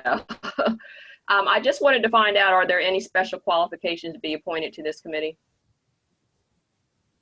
No, I don't think so. I think they're obviously the usual qualifications of being a member of this community, as well as being interested in working for the betterment of the police. So I think there's no specific educational requirements or anything like that. So if I'm hearing that as an expression of interest on your part, we'd certainly be happy to consider you for possible appointment. There is interest. Thank you. Good. Okay. Anybody else have comment? All right. I think we can, I don't know that we need a motion to bring this back next month. I think we can accept this idea to go forward and bring it back next month. Or do you, Glenn, do you feel we need a motion? No. Okay, so we can move forward then. We'll come back and visit that in October. I'm sorry though, Councilperson Morgan did ask that item number 12 be accepted. So I think you should take a motion on item number 12. Okay. Yeah. All right, so do we have a motion to accept item number 12? So moved. Okay, Brian, second? Second. Thank you, Tim. The motion is second. All in favor? Aye. Aye. Any opposed? Motion carries. Moving on to the item G2, presentation and possible action on a proposed ordinance to amend Chapter 3, Elections of the City of Lewis Municipal Code. Rob, this was something you've been working on. Would you like to talk to us about that? I'm sorry, Ted, I was just making a note. Where are we now on Item G2? G2, And that's the election ordinance? yes. Right. Yeah, I'd be glad to. I hope this is non-controversial. The effort which Glenn has scrubbed, I believe, is to take our election ordinance, which restates, not always entirely accurately, much of what is in the state election code, and thereby creates a second body of rules that any candidate or any election judge has to try to master, when there really should be, it should be as streamlined as possible. So what we've done is to go through the city's election ordinance and delete everything that's redundant or in a couple of cases slightly inconsistent with the state code, and retain the things that the state looks to the city to choose. There's only one additional item, one new item. Everything else should be purely clerical and have no effect except to make things easier to understand. The one exception is that the state code authorizes a municipality to add to the reasons that the state creates for voting absentee. And in light of what's going on the last year, the ordinance in front of you proposes that the city add as a reason for voting absentee, besides the 9 that were previously there, considerations of public or personal health. Mm-hmm. Otherwise, there's nothing new in this ordinance. Glenn, do you have any comment on that? No, I think it's an accurate statement of what the ordinance hopes to do, and I think it does it exactly as you stated it. Any discussion for the table? I have a question. Okay, Tim? Rob, can you explain on the front page of the proposed ordinance, line 34, and also on 39, where it says repealed? How was that action established? How was it repealed? It's also found on the next page, line 45 and line 79. Do you see where it says repealed? Mm-hmm. I'm a little confused. Who did the repealing? This does the repealing. By By adopting this, you're repealing the what was there before. What we could say, if there's any confusion that the word repealed creates, is we could say omitted. Or reserved. Say again, please. Or reserved. Sometimes you put reserved, so you reserve that statute number is reserved for something that might come later. But if I'm not mistaken, Glenn, the state code often uses repealed in the same places that we did. Am I wrong about that? About that, and I think our city code in several places only uses the word repealed versus some of the other options that you use. So I think a repealed is the correct version. All it means, Councilperson Ritzert, is that there used to be something there that City Council has now taken away. So the language that you see that's stricken after the word repealed, that's what's in current code. And by this ordinance, you would be deleting that, so you've repealed that section. Right. And I guess what I'm trying to figure out is the other parts of this code that's written here and red line through, it's not described as repealed. And I'm trying to figure out what the distinction is between those particular lines that were described as repealed and other ones that are not. That's part of my confusion. So repealed is when an entire section is removed. And then the new code, nothing will, if this is adopted, section. I see. Right. So in other areas where there's portions that are stricken, but not the entire provision is stricken, use repealed. Thank you. Appreciate that. Sure. Other questions from the table? I just have one question. First, thanks for taking this on. In the new language, section 3.7, this is what Rob referred to. I think I've got the right place. This is the adding in a reason to vote absentee. The concern I had was, and this may be the language that was actually used in the governor's order, I don't remember, but the way it says, a registered voter may also cast an absentee ballot if the person, quote, is discouraged from voting in person by consideration of public and personal health. The only concern I had was that the formulation is discouraged from voting. And what I was thinking is, would it be better if it read instead that a person may also cast an absentee ballot if the person would prefer not to vote in person due to considerations of public or personal health? Because I just didn't, discouraged to me, I wasn't quite sure what that meant. So I was just, that was my only thought on this. The question would be, What do you think? I'm not sure that that either expression has any greater significance than the other. I mean, I don't find any of them objectionable. Okay, so discouraged, I guess what I'm thinking about, like in the Title VII area, discouragement is a term of art. So if it's not freighted with any particular meaning, I guess it doesn't matter. I just, when I read it, my immediate reaction as a voter is, well, what does it mean to be discouraged? So that was my only thought. I don't care one way or the other. I was just suggesting an alternative formulation. Will you restate it so I can get the language that you used? Well, it's just for, if anybody thinks it's better or worse, doesn't matter. But instead of, it goes, if the person is discouraged from voting, it would be, the person would prefer not to vote in person due to considerations of public or personal health. It just substitutes sort of preference for discouragement, because I think that's easier to understand. Yeah. But again, I'm not hard over on this. I'm just suggesting it as an idea.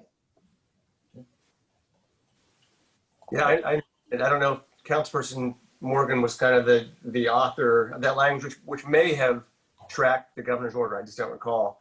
But I don't. It was made out of whole cloth, and Bonnie just improved it. So I'm happy with that. Okay. Yeah.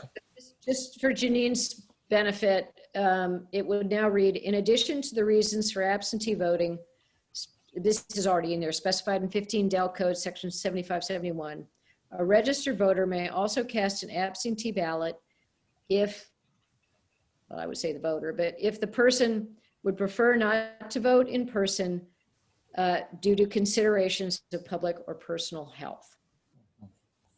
And I would agree with you, Bonnie. Voter would be better than person. Yeah, it's more symmetrical. Yeah, you got too many persons in there.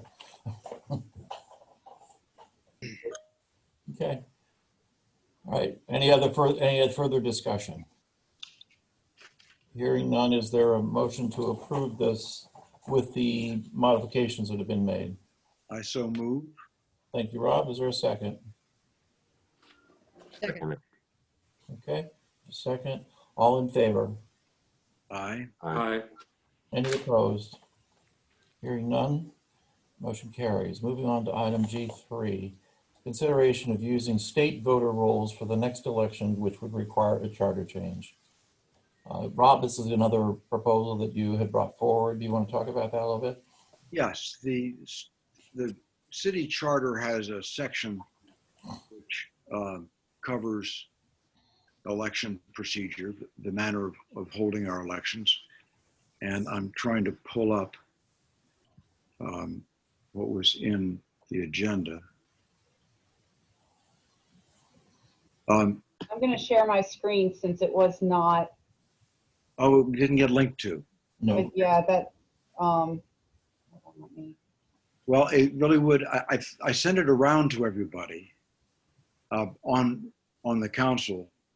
It's a proposed revision of Section 7 of our charter, which would do a few clarifications, a few corrections, and principally would authorize the city to use the state's voter registration system rather than to maintain a separate one of its own. And there are a few things to point out about that proposal. First, we do not require the city to do that. I understand there's some concern that people who don't really live full-time in the city would go to the length of getting a driver's license in the city and putting themselves down for on the voting roll in the city, giving up their voting possibility elsewhere. It would be fraud, it would be voter fraud, but there may be a few people who would be willing to do that. And there's concern about that. And we may want to explore that before the city does authorize it. But we're coming up on a probable package of charter changes this December, perhaps. And I would propose that we ask Glenn to prepare this, the changes to our Section 7 of our charter in anticipation of presenting our legislators a package of requested charter changes, so that we can take a look at what Glenn shows us and decide whether or not we want to seek this authority from the state. Again, it's authority, not a requirement. That way we would have the flexibility. And I understand from Anne Marie, but she can speak much better for city staff, that maintaining our own separate voting roll can be quite a burden.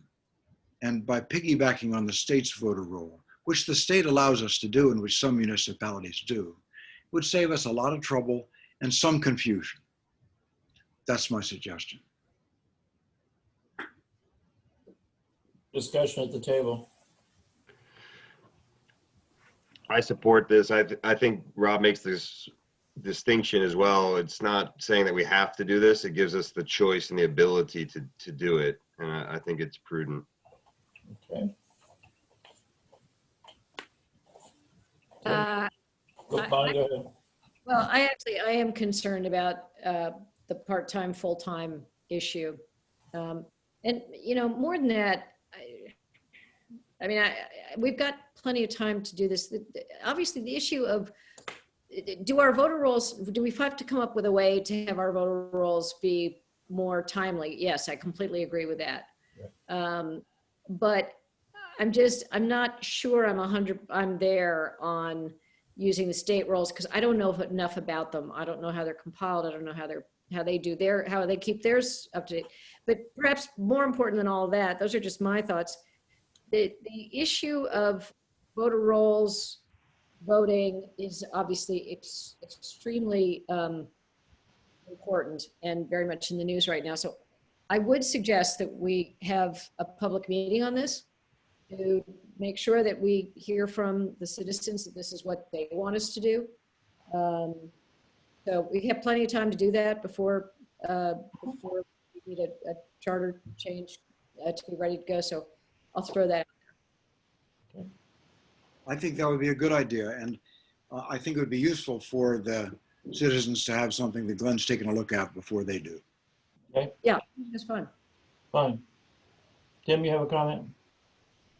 No. Well, I was gonna ask, was that a motion that Bonnie made? I think it was a bunch of free association, frankly, but I don't think it was a motion yet. Okay. I'm happy to make a motion. Would you like me to? Are we ready? Are we at that point? I think I concur with your comment, and it sounds like Rob does too, that we should have public input. So I think we could entertain a motion to have Glenn work on something that we could then have a public hearing on. Okay, I move that we have Glenn work on something that we then have a public hearing on. Well said. I would like to have, in addition to just a legislative text, what our ordinance, a little information about, I'm sure it's available in public sources, how the state compiles its Exactly. rules, how it would communicate them to Lewis so that we're ensured that they would be in a timely basis. And just to make sure that we know that, I mean, Delaware has motor voter, which is terrific. But just to make sure that they call their list more successfully than we do. And I am concerned about the fact that I believe it's in our charter, only full-time residents can vote. So would going to a state system Right. be an issue there? It's very important that we also, and I think you kind of alluded to it, Bonnie, that we understand how it's maintained, how the state list is maintained. Right. Yeah. Okay. So we have a motion. Do we have a second? We had a second. That was me. Thank you, Ron. Okay, so a motion, a second, all in favor. Aye. Aye. Then a little more work for you. Got it. Thanks. You sound so enthusiastic. Actually, it's a topic that interests me. I've never had a municipality move to the state list, so I'm anxious to myself to actually learn a little bit about it. So I'm happy to do it. Great, thank you. Moving on to item G4, presentation and possible action on an ordinance to amend Articles 1, 3, 4, 5, and 12 of Chapter 197, zoning of the municipal code of Lewis, Delaware, and sections 197-10, 197-30, 197-31, 197-44, 197-49, 197-51, 7-96, relating to the official zoning map, official zoning district purpose statements, permitted uses, dimensional regulations, lot standards, lot averaging, and conditional uses. We've had a public hearing on this. We've had quite a bit of public comment on this. And I would, Janelle, would you like to comment at all on this at this point? I'd be happy to give just everybody an overview. The big changes here are addressing what we call duplexes, dwellings attached in the R4 and R4H district. Currently, there is a requirement that they have to have 2.5 acres. To do that, there are a number of those existing on lots 6,000 square feet or less.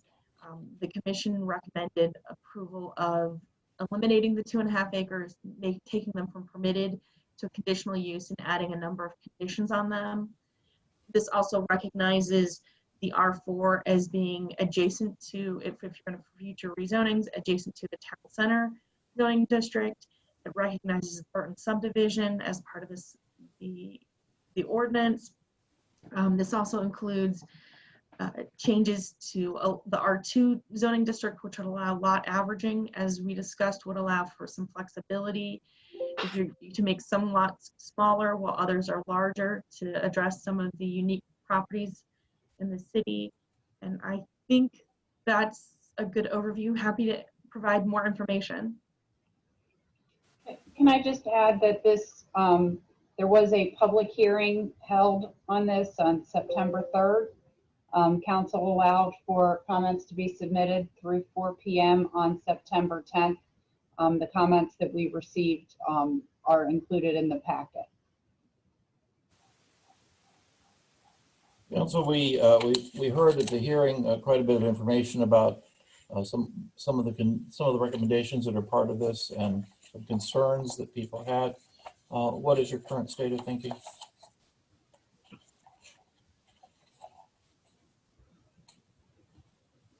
Anybody want to comment? I think we heard quite a bit about the way the townhouse development, the duplexes, you know, whether or not they needed to look different and all of that. I think we heard quite a bit about that. We did receive some additional comment about that. Anybody have any comments? I'll make a stab at this. This is Tim speaking. I have concerns about, generally I'll say I have concerns about this proposed resolution, this proposed ordinance. And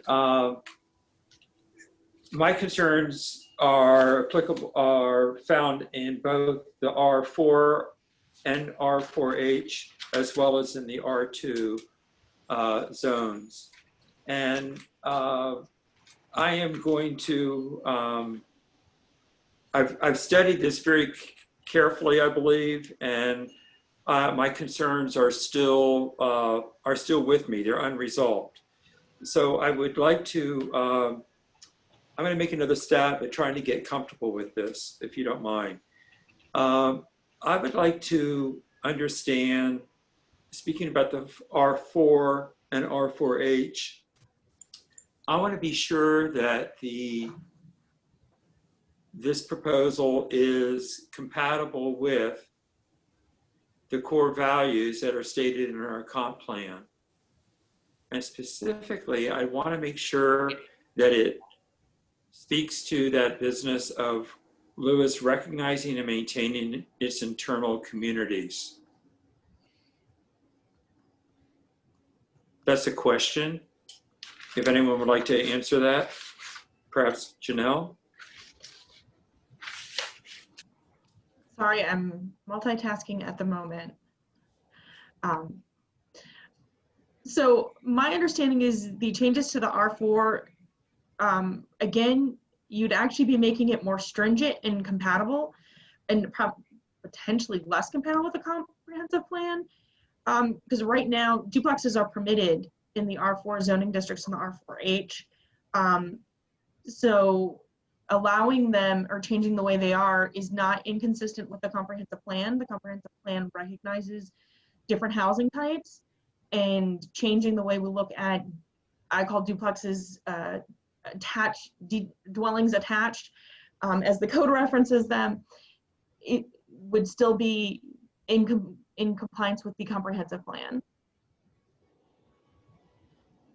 The lot averaging, I think, also would be consistent with the comprehensive plan, as we recognize different zoning types, different lot sizes, different uses, and recognizing that and making sure, as Tom West pointed out at the public hearing, is that sometimes when you have a change of zone and you're trying to go for something that has a smaller lot size, and in the R2 you have a larger lot size, if you allow that averaging to kind of gradual get to that larger size, so you go from like a 5,000 square foot lot to 7,500 square foot lot to a 10,000 square foot lot, you're keeping with the character of the neighborhood in that area, which is again in keeping with the character of what the comprehensive plan represents.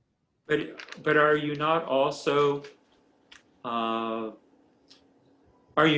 giving a very attractive tool to a developer to be able to increase density in the R2 zone with that lot averaging? With that option, if he chooses that option. So lot averaging, I mean, maybe they get an extra lot, but they'd have to be able to balance that out. So I think of it more as they might get an extra lot, but we're going to actually end up with, more protected area that we currently don't have. I think, as Tom West pointed out, something, again, it's not zoned R2, but a good example is the Anglers and Market subdivision, where if we had allowed for that lot averaging, we could have maybe gotten a better buffer from those wetlands that are back there. So while maybe they could have ended up with an extra lot, we would have gained as a city that protection of that natural resource, or provided a little bit more balance to the transition from a smaller lot neighborhood to the larger lot neighborhood in the zoning. And I think it's very rare that you're going to get extra density. Based on what Tom had provided, and Tom has joined us, is that you might get one extra lot, but most of the places what you were getting was the exact same number in just a different configuration.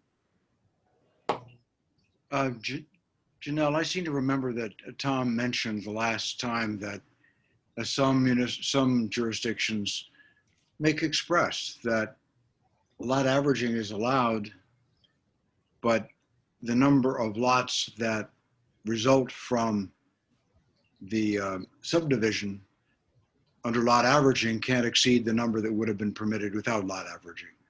Correct. Your overall density is not changing. Well, So, excuse me, but he did say, as I understood him, that it could result in more lots.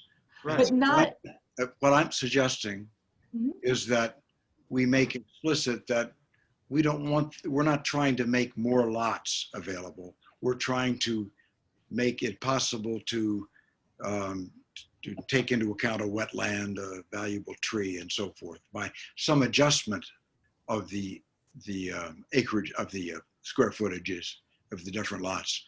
But we're not trying to increase the number of lots. We would make that express by making that an additional condition that it can't increase the number of lots resulting from a subdivision. Yeah, I think the maximum density already states that you're not allowed. So if you can have 2 units, and I'm just throwing numbers out there, 2 units to an acre, you're not getting 3 units to the acre. You're still getting 2 units to the acre. I don't recall seeing that, Janelle, in this text that I have available to me. Because it's already in a different section of code. Your density is addressed in your lot standards that say if you have a 10,000 square foot lot, you have, 10 acres divided by a 10,000 square foot lot. That's your maximum density, because you can't take your 10 acres and divide it by 5,000 square feet or 7,500 square feet. You always divide it by 10,000 square feet. So that's always your density, your maximum number of units. Now, if they are able to, again, shrink a couple to 7,500 square feet, they still may be able to squeeze one in, but they can't get over, like if they have a maximum of 50 units, they can't get 51. Because the density is already in the code that says, nope, maximum is 51. But when they do the original design, they all have to meet 10,000, they only get 49 units. But when they can get creative and save us more wetlands over here, or provide us a bigger buffer over here, that they can get that 50 that they're permitted by code, that's what it's doing. It's not an increase in density, it's maximizing their lot area. I think we're talking past each other. Because I've asked this question a couple of times, and I think the answer both times before was that yes, it is possible for a developer to create an additional lot where he might not have been able to if he didn't have lot averaging. You're saying now, no, that's not true.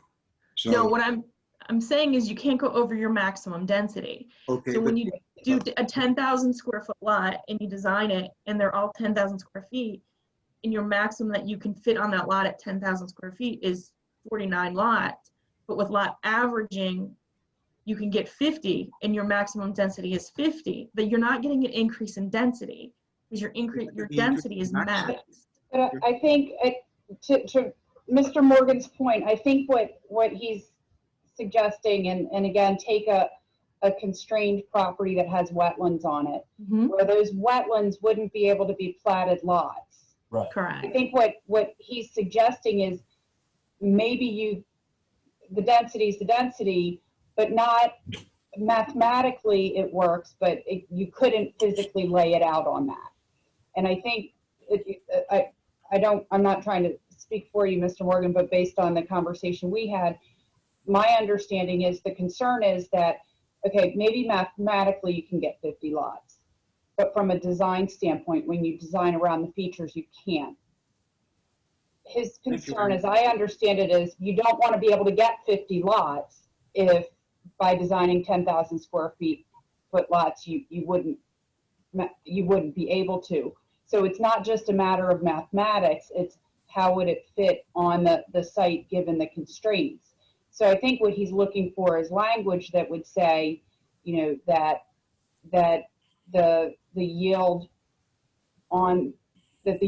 could not exceed what could be practically. So you want to require a yield plan at the 10,000, and then yeah, that can be done. I've seen that done. Did I get that right, Mr. Morgan? That's right. That's what I did. Thank you. And as we discussed at the public hearing, I've seen that done, and they're going to make it so they can still get 50 lots. Because it just happens. Yeah. But yeah, we can require a yield plan that says at the maximum, at the required base zoning, you lay it out, that we can do that. I think the concern is that it not be used as a loophole to get around things. Yeah. I have another question. In the I forget where it's founded within this language, but there's the use of the terms proportion, rhythm, balance, and scale. And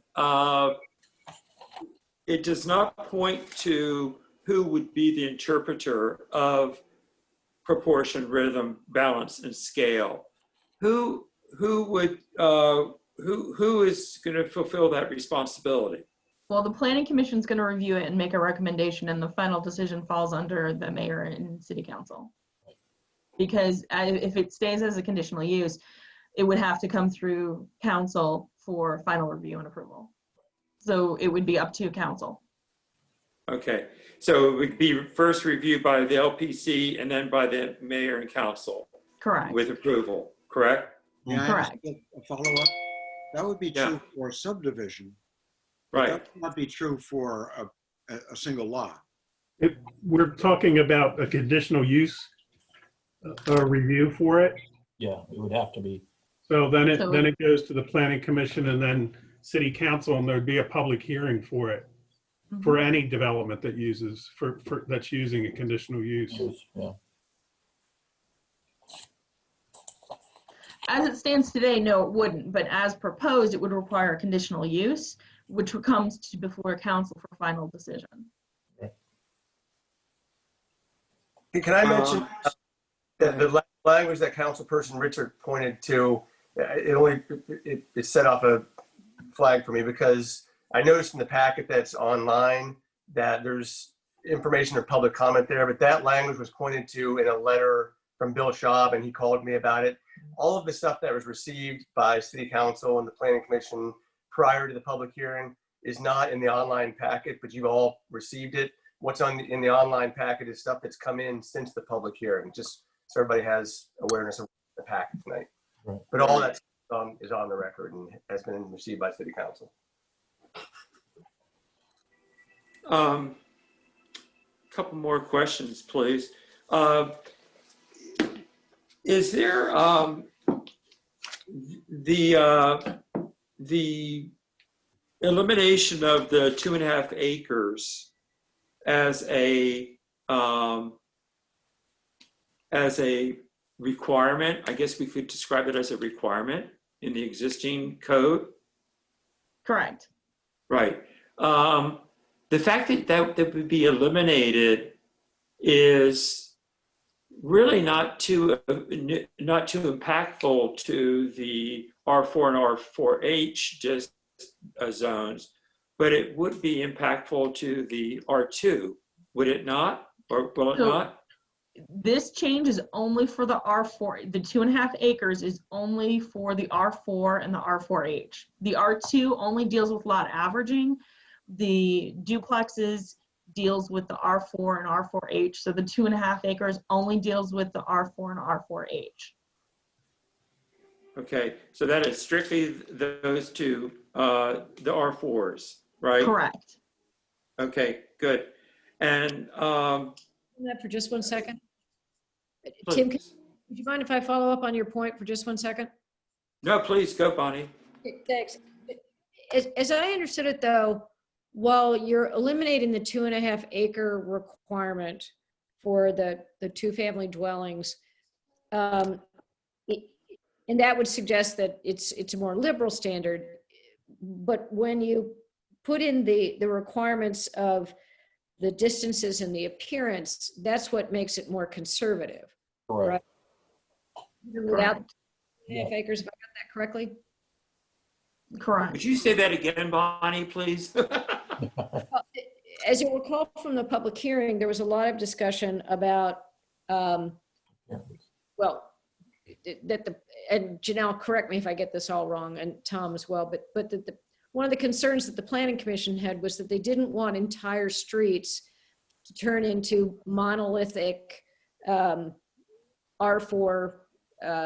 in the R4 and R4 town 2-family dwellings, right? The idea here was to have an option in certain circumstances, but not to create a neighborhood that was solely constructed like this.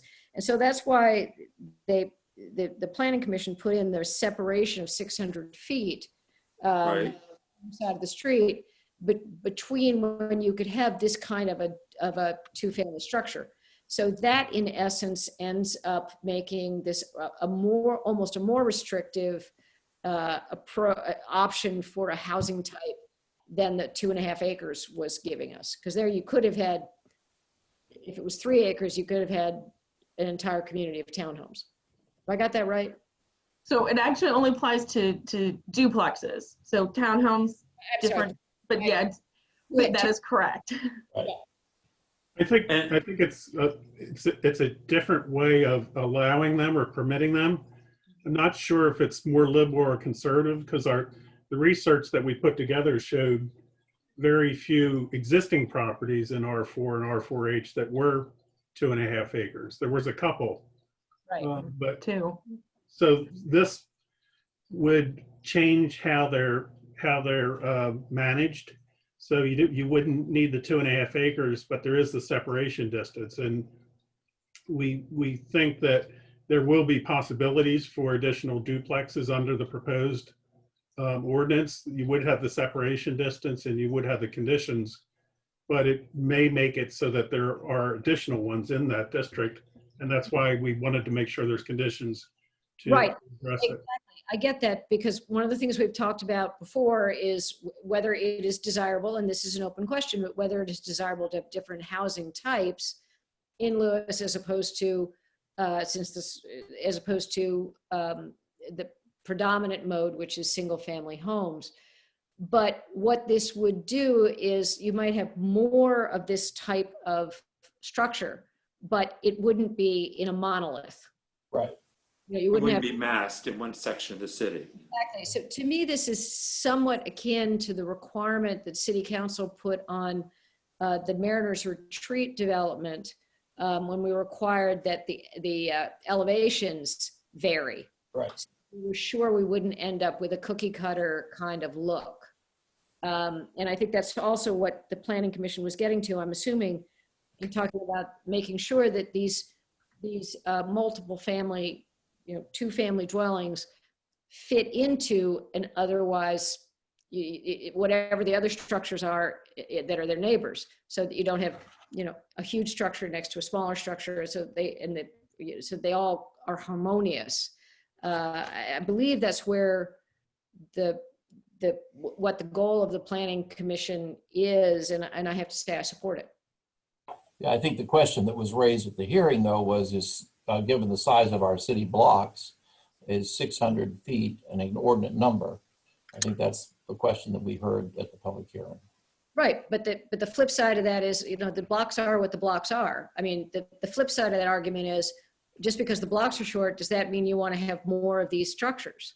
And no, but I mean, it may eliminate, may have one in 2 or 3 blocks, and I think that was the question. Well, that may be the way it works out. Yeah. I mean, you're trying to make sure that what's put in there doesn't upset the established sort of neighborhood rhythm and scale. Right, as is stated in the core values, right? I have a question, and this is an example of me in the weeds, okay? Within this ordinance on page 5, number 2, it describes surface detention, retention facilities. I assume, is a retention facility a stormwater management tool? Typically, yes. Okay, and what is a detention? I'll give a non-engineering standpoint. A detention holds the water back for a certain period of time and releases it. It doesn't deal with the volume of water, whereas retention is trying to keep the water on site either through infiltration or other best management practices. So typically with that, you're saying that a certain amount, not just the rate of release, but the volume of release is managed. Right, and I can appreciate what you're saying there, Tom.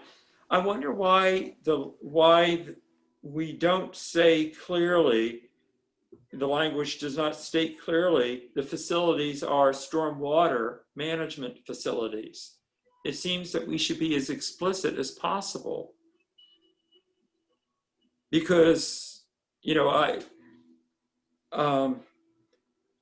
and of course, this is actually a very important condition here, or provision, because it's stating very clearly that any of the land that is taken up in a detention, retention, or a roadway that's constructed does not count towards the lot averaging, correct? Mm-hmm. It's subtracted out of the gross amount of land that is being developed. Right. Is that correct? I'm reviewing it right now. Yes, it says shall not count towards the calculations for lot averaging, Right. which is stormwater for our open space or cluster design also doesn't change. I agree with your point. I think it could be a minor change that still meets the intent if we said roadways and stormwater detention, retention facilities shall not count towards, instead of surface water or surface detention. Right. If that meets what I think your concern is better clarity. Yes, that's all I'm after here, and I apologize for being in the weeds on a Monday night like I am. Yeah. I've got another question about the deleting the 2.5 acre tract requirement from 4-H. There's a paragraph in the memorandum that Tom and Janelle produced. It says, and it's in the materials, if the 2.5 acre tract requirement were removed or reduced, it would likely result in an increase in applications for redevelopment, that is single family to 2-family dwellings, within the R4 zone, given the findings in the report. What would be the extent of that increase, Tom? Do you have it? Any data on that? Well, I would just say that the report looked at the number of lots that were potential candidates and broke them down by lot size. I don't think we could quantify it because, as the report also states, that most of the lots have an existing building on them, and it's difficult to say, you know, the ways that homeowners would look at it. Would they want to remove a building to build it? So we did come up, the report looks at numbers, and as you could see in the ordinance, the minimum lot size would be 6,000 square feet. And we also, I think, are working with the assumption that since there's lots that are greater than 10,000 square feet in the R4 zone, those would already be available for subdivision into 2 single-family lots. So it's difficult to say. We know that you can't go below 6,000 square feet in the R4. Those lots don't count. And if you go above 10,000, whether or not people would want to go for duplexes on it or just single families. We do know that based on the report, there were 212 lots or properties in the R4 and R4H that are either greater than 6,000 square feet or less than 10,000 square feet. So we do have that number as a working number to say that. And then, but we haven't really calculated where they are relative to the existing duplexes or 2-family homes, because then the separation distance would impact how many of those would be candidates for this. So it's a subset of, I would think, 212 lots out of the, I believe there were 700 lots in both districts. That's very helpful. Thank you. So I want to go back to Mr. Ritzert's question beforehand about the detention retention. That language actually copies language that's already in code in the cluster ordinance. And that's why that wording is there. So it is actually consistent with existing code. Okay, but the fact that that language is found in a cluster development, shouldn't we distinguish between subdivision that's approved for cluster development versus this is a non-cluster this. Right, no, this has I'm just nothing to do saying with that the cluster. language is consistent with how we treat the language in other sections of the code. That's all I'm saying. I I'm not understand. referencing it to the cluster, but the way we treat the code, we want to make sure the verbiage is the same throughout the code. I see what you're So saying. this is just consistent with other sections of the code. Okay, all right. I appreciate that. Thank- I think Rob was saying something. Go, Rob? Yeah, thanks for the clarification to Tim's question, Janelle. Then, Sure. Tom, you were saying that there's 212 lots that are less than 10,000, bigger than 6,000, and a lot of them would be within 600 feet of each other, so they wouldn't be candidates. But that's hard to quantify. Of the, let's say there's 2 such lots in a block. Which one gets to convert? It would be First whoever one, comes in first. Yeah, but first come, first serve. First to file. Yeah. Yes. Okay. And so. And they would, I'm sorry, I'm gonna elaborate that. And they would have to provide evidence that they are not within 600 feet of another duplex. Yeah, right. Pretty easy to do if it's true. So the subset of 212, who knows what it is, but let's say it's 100 lots that could be changed from single family to duplex. The economics of doing that might be attractive. That would be another 100 dwellings in the R4 zones, and that would be another 200 cars, or maybe more than that, because these are going to be attractive to investors. investors and VRBO and that sort of thing.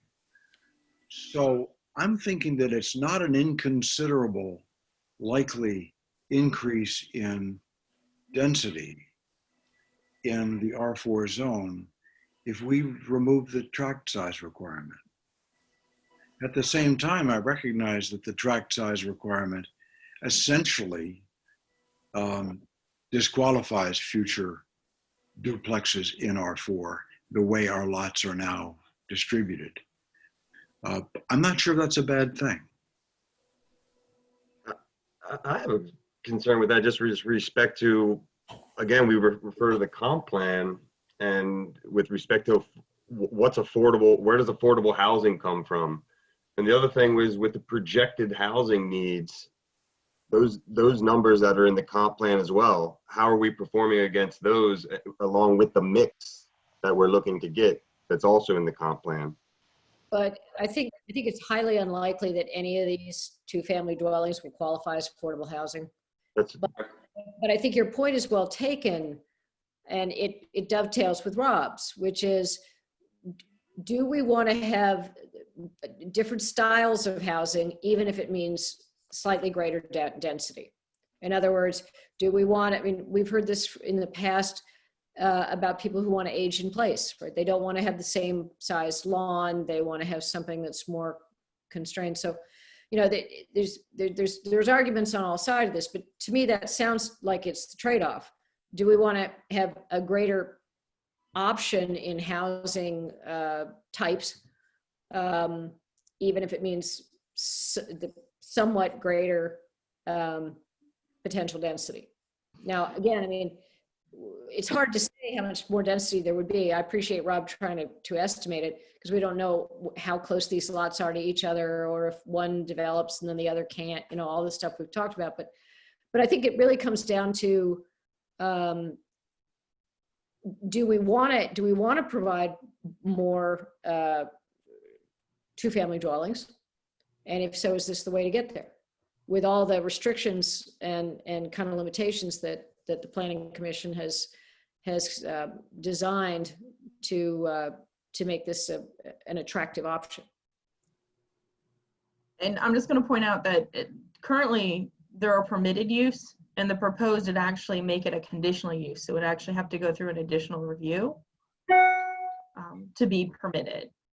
It's actually going from something that is currently permitted to something that requires additional review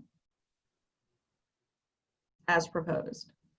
it's permitted, but it's not, it's really not permitted because of the tract requirement. It's not a by right. So it's really Right. something It that is, but it has other issues, and historically, there have been a number of duplexes built historically. illegally. illegally. Well, I think some of them just existed prior to zoning, Sure. most of them. And something else that I know there was concern about the 600-foot separation distance. There was discussion at the planning commission meeting, so it is actually part of the record about having just a cap on percentage of the number of dwellings, attached dwellings in the city, in the R4 and R4H districts.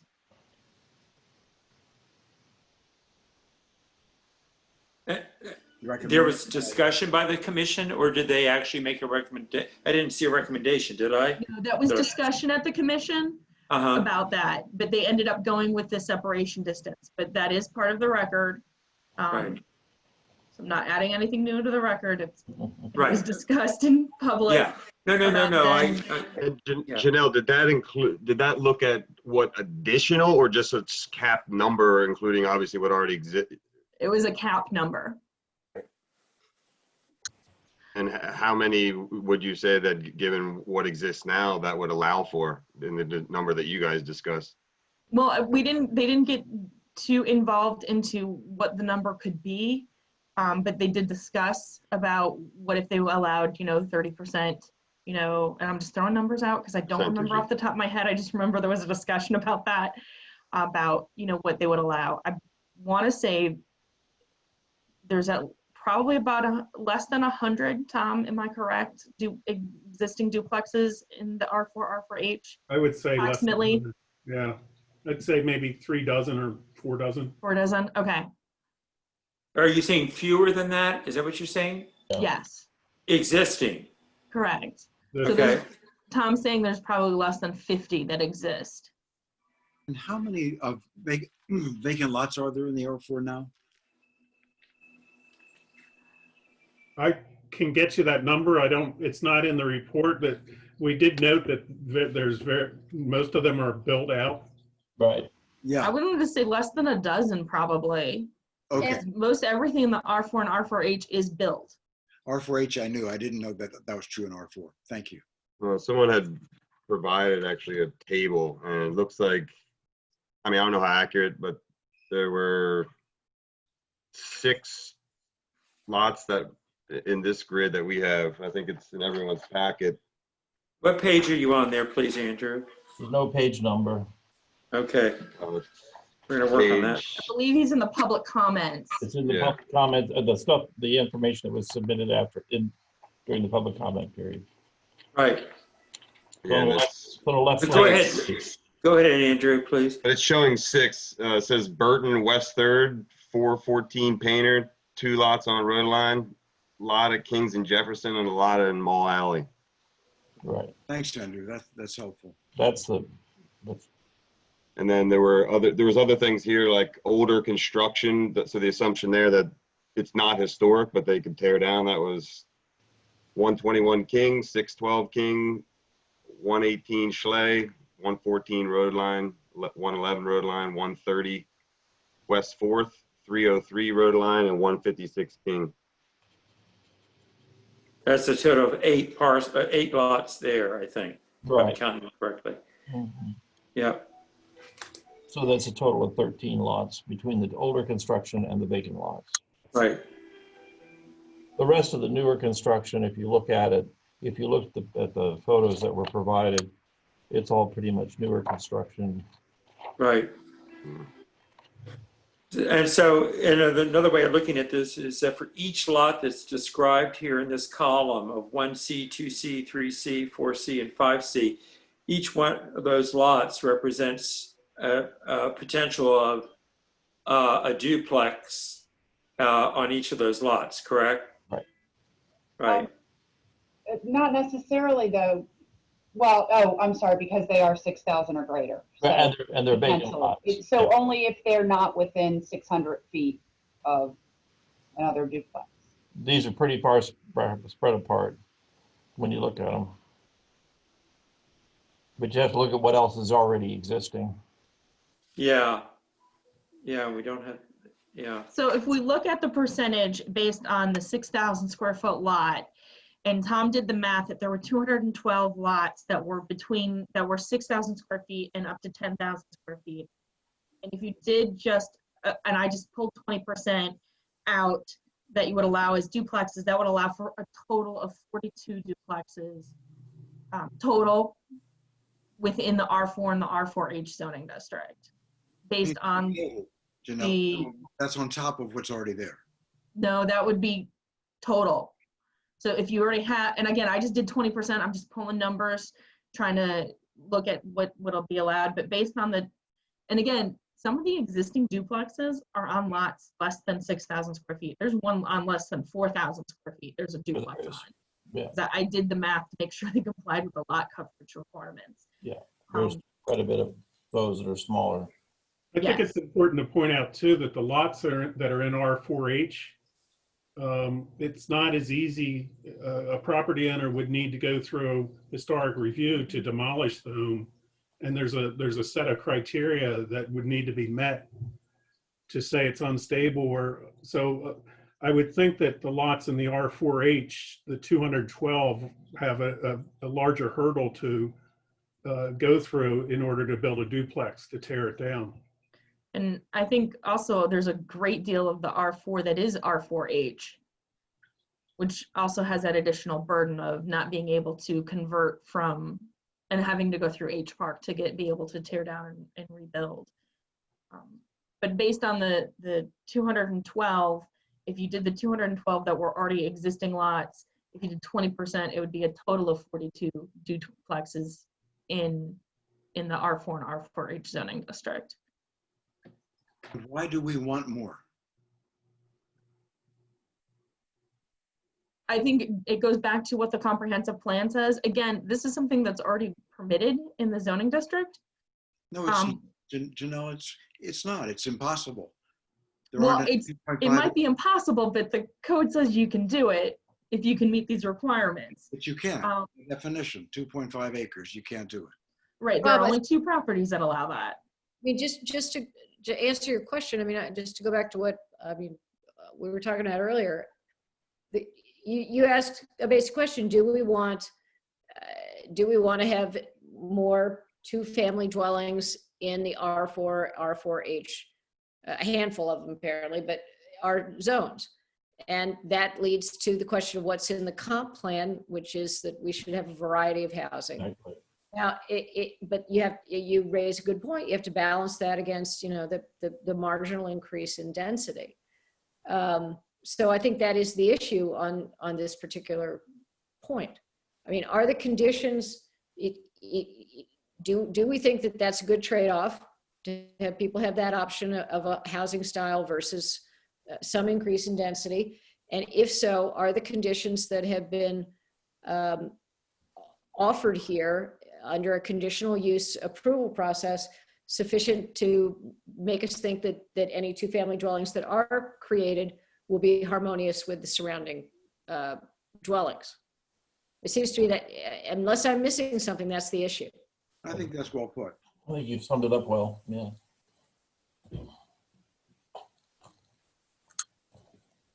So what is your pleasure, council? Well, I'd like to suggest that we remove that we approve, let me get to this. Sections 1, 2, 3, 4, and 5. And section 6, except for bullet 3. And section 7 with an amendment to provide that you can't increase the yield from a subdivision via lot averaging. And that yield thing is in section 7. Is that what you said, Rob? Lot averaging? In section 7, lot averaging, yes. Okay, thank you. 7B. Right, and then and 8. So, and 9, 10, 11. So I think that what I'm, What to section 8? I missed what you said. 8, 9, 10, 11. So What to, the only changes I would make to the ordinance before us are in section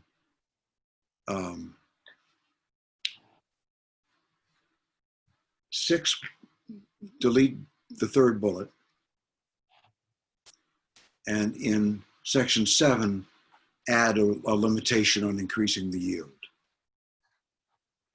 Okay, let me write that down. Thank you. So I just want to clarify, section 6, the 3rd bullet would, within the row currently identified as tract areas, delete 2.5 acres from the column identified as dwelling 2-family within the R4 and R4H column and insert in lieu thereof 6,000. Yes, I would delete that bullet, and the reason is that where I come down on the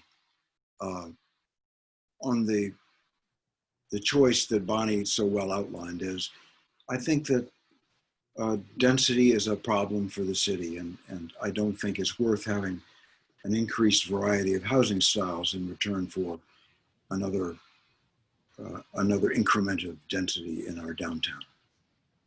Okay, and then I'm guessing you want to add to like a B5 that would require a yield plan be submitted with the application? in section, It's in section 7. 7. So can I suggest, since there's multiple topic areas of amendments, maybe you make a motion for each amendment? That way the ordinance is amended by each motion, and then can be That's a good adopted. idea, Anne-Marie. Good idea. Okay, then I think first we need I'll move that we adopt the ordinance, and then in a motion to amend will be germane once that's seconded. So I move to adopt the ordinance. I'll second it. Then I move to amend the ordinance to delete in section 6. section 5, no, section 6, the bullet. 6. Where'd that tract size thing go? It's Right, so section it's 6. line 147 through 149. Right. Thank you. I think you probably best to go delete Right. by line number. Yeah. Right, section 6. Right. Move to amend the ordinance by deleting lines 147 to 149. Right. So that would be deleted.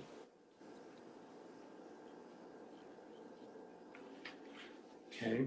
So for clarification, that would mean that the 2.5 acre tract size would remain.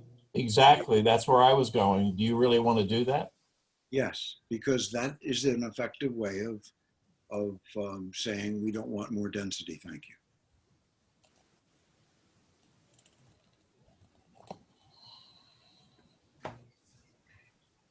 I don't regard death by 1,000 cuts as preferable to sudden.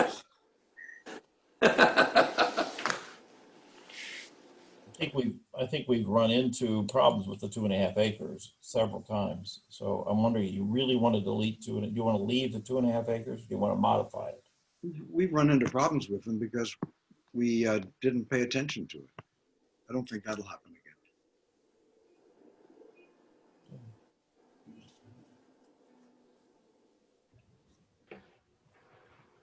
so sorry, where are we procedurally? So Oh, Rob made We're making motions. right, so Rob moved to amend the ordinance by deleting those lines. So I guess the question is there a second? Is there, well, we know we're not done yet. We still have other lines he wants to delete or add. No, Right, You're going to do it one at a time. one at a time. So we've got a motion on the table to adopt the ordinance. Now there's a motion to amend the motion so as to delete bullet 3 from section 6. So you should see if there's a second on that motion to delete bullet 3 Okay. from. So, I will second it. yeah, I thought you already did. Okay, actually. All right, so we have a motion and a second on that one.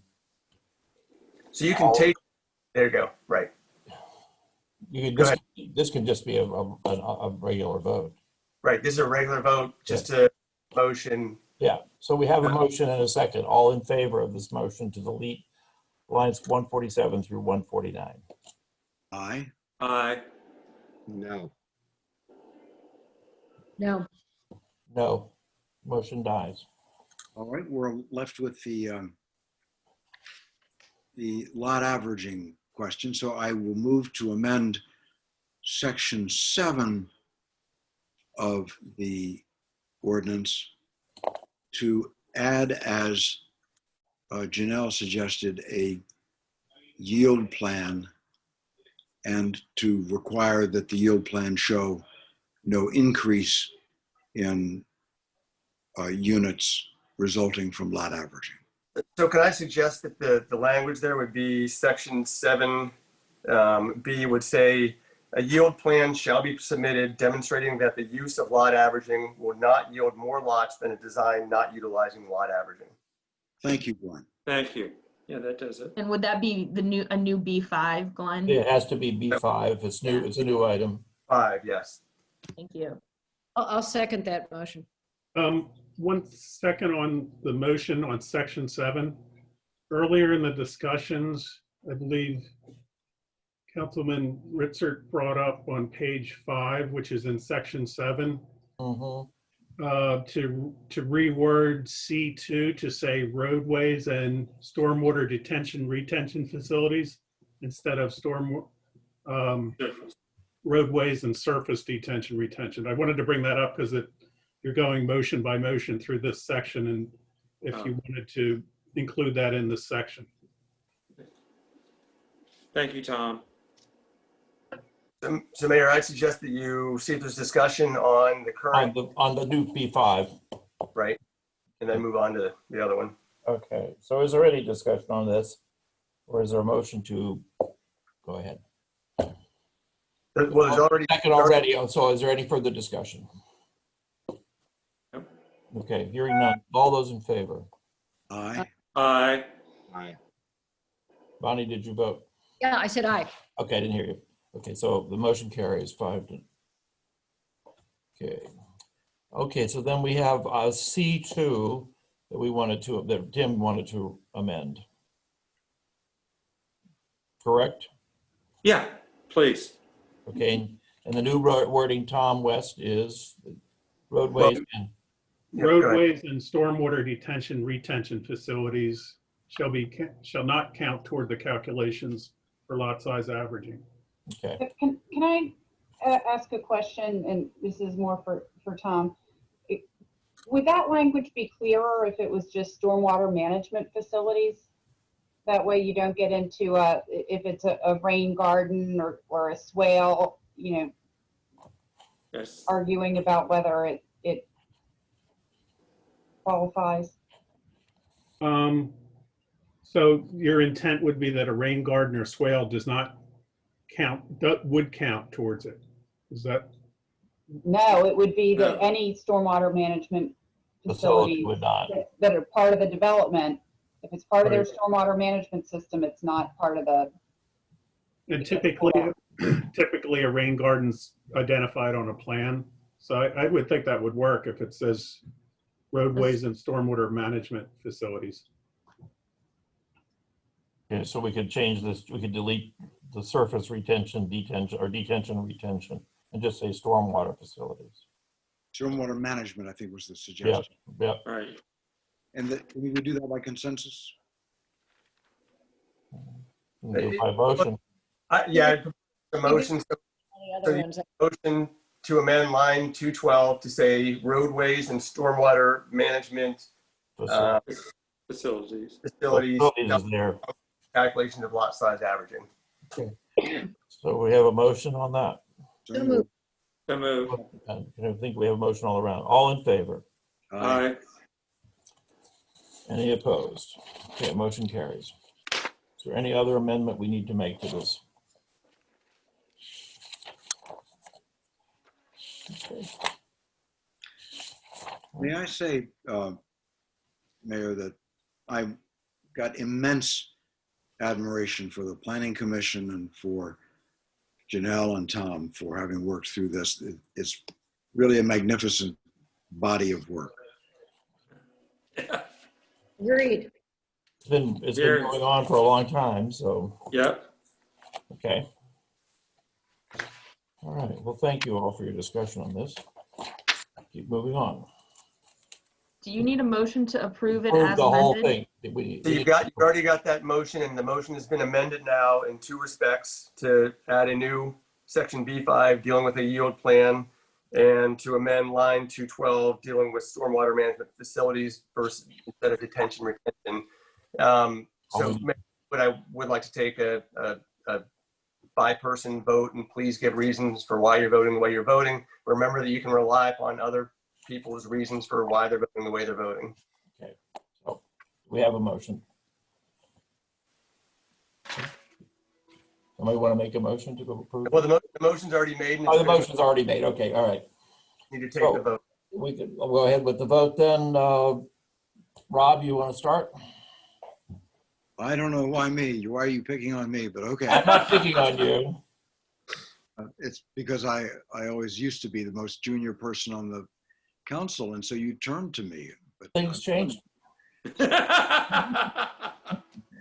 So I vote in favor because on balance, it's a wonderfully thought out improvement to the clarity and the substance of the zones R4, R4H, and 2. And despite my reservations about the increase of density resulting from the allowance of increased duplexes in R4 and R4H. Thank you. Andrew? I would vote no, just because overall I do appreciate the work that's gone into this. So I just feel there's some things that are quite restrictive, the 600 feet being one of them. I do feel that the lot averaging could be a good tool, but there's potential for abuse there. But so as a whole, I'd vote no on this. Okay. Jim?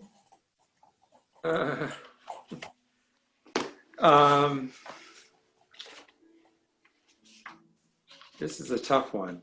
But I think I'm going to go ahead and vote yes, actually, at this point in time. I'm surprised at myself with that, but I will say that, first of all, I appreciate the heavy lift that this ordinance represents. And I appreciate the effort that the Planning Commission has made, the planning staff, and now the council has made in its review of this. And I do think it helps clarify some of the confusion that existed before. And that's hopeful and helpful. So I vote for it.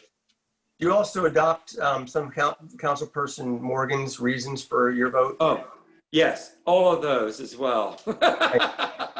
Thank you. Sorry about that. Bonnie? I vote yes. I join my colleagues in thanking Tom and Janelle and the Planning Commission for putting together such a thoughtful change to the ordinance. I believe that the fairly minimal potential increase in two-family dwellings is acceptable. It's consistent with the comp plan's stated interest in having a variety of housing styles. I don't think there's going to be a whole lot of them, and there are already some of these structures in these particular zones, so they're not inconsistent as long as they don't overwhelm the area. I also think that the proposal to have a usage plan, I've forgotten what the exact term was, but basically yield plan. Yield plan. You can't fiddle around with lot averaging in order to squeeze out, another lot. I think that's a good curative thing, and I think the the lot averaging, which Tom brought to our attention quite a while ago, as a way of allowing a certain amount of creativity to preserve good things. You know, may they, whether it's to skirt around a wetland or to preserve some other kind of feature. But by making sure that doesn't have the unintended consequence of increasing density, I think that's a great change. So I vote and adopt what Tim and Rob said. And it's a tough decision. I agree with Tim. I'm going to vote no on this because I think there are some restrictions in here that including the 600 feet, which give me some concern. I think that there are ways to preserve. I admire the work that has gone into this, and I know it's been a struggle. But I find some of these restrictions to be inconsistent with what exists already in this community. And I can't support the items in terms of appearance and things like that. So I will vote no on this.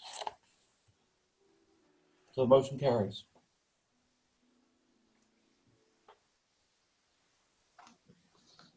Andrew, did you have something else to say?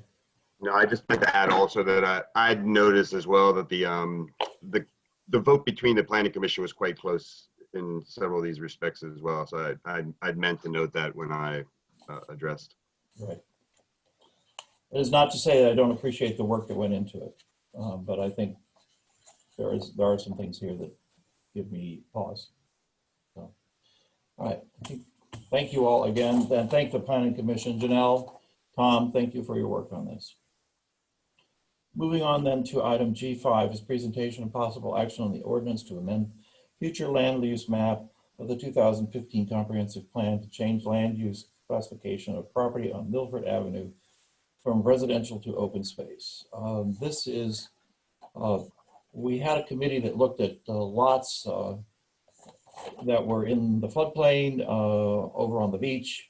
This particular subdivided lot was not included in that original consideration. Otherwise, it probably would have been addressed at the time. This has come to our attention as a result of some activity on potential activity on Milford Avenue. We had a public hearing on this, there was no real objection to this. And clearly this land, from all the information we've seen, is within the floodplain, the majority of it is largely unbuildable. So I think this was a pretty straightforward consideration. Is there any other comment? Janelle, do you want to comment any further on this? Okay.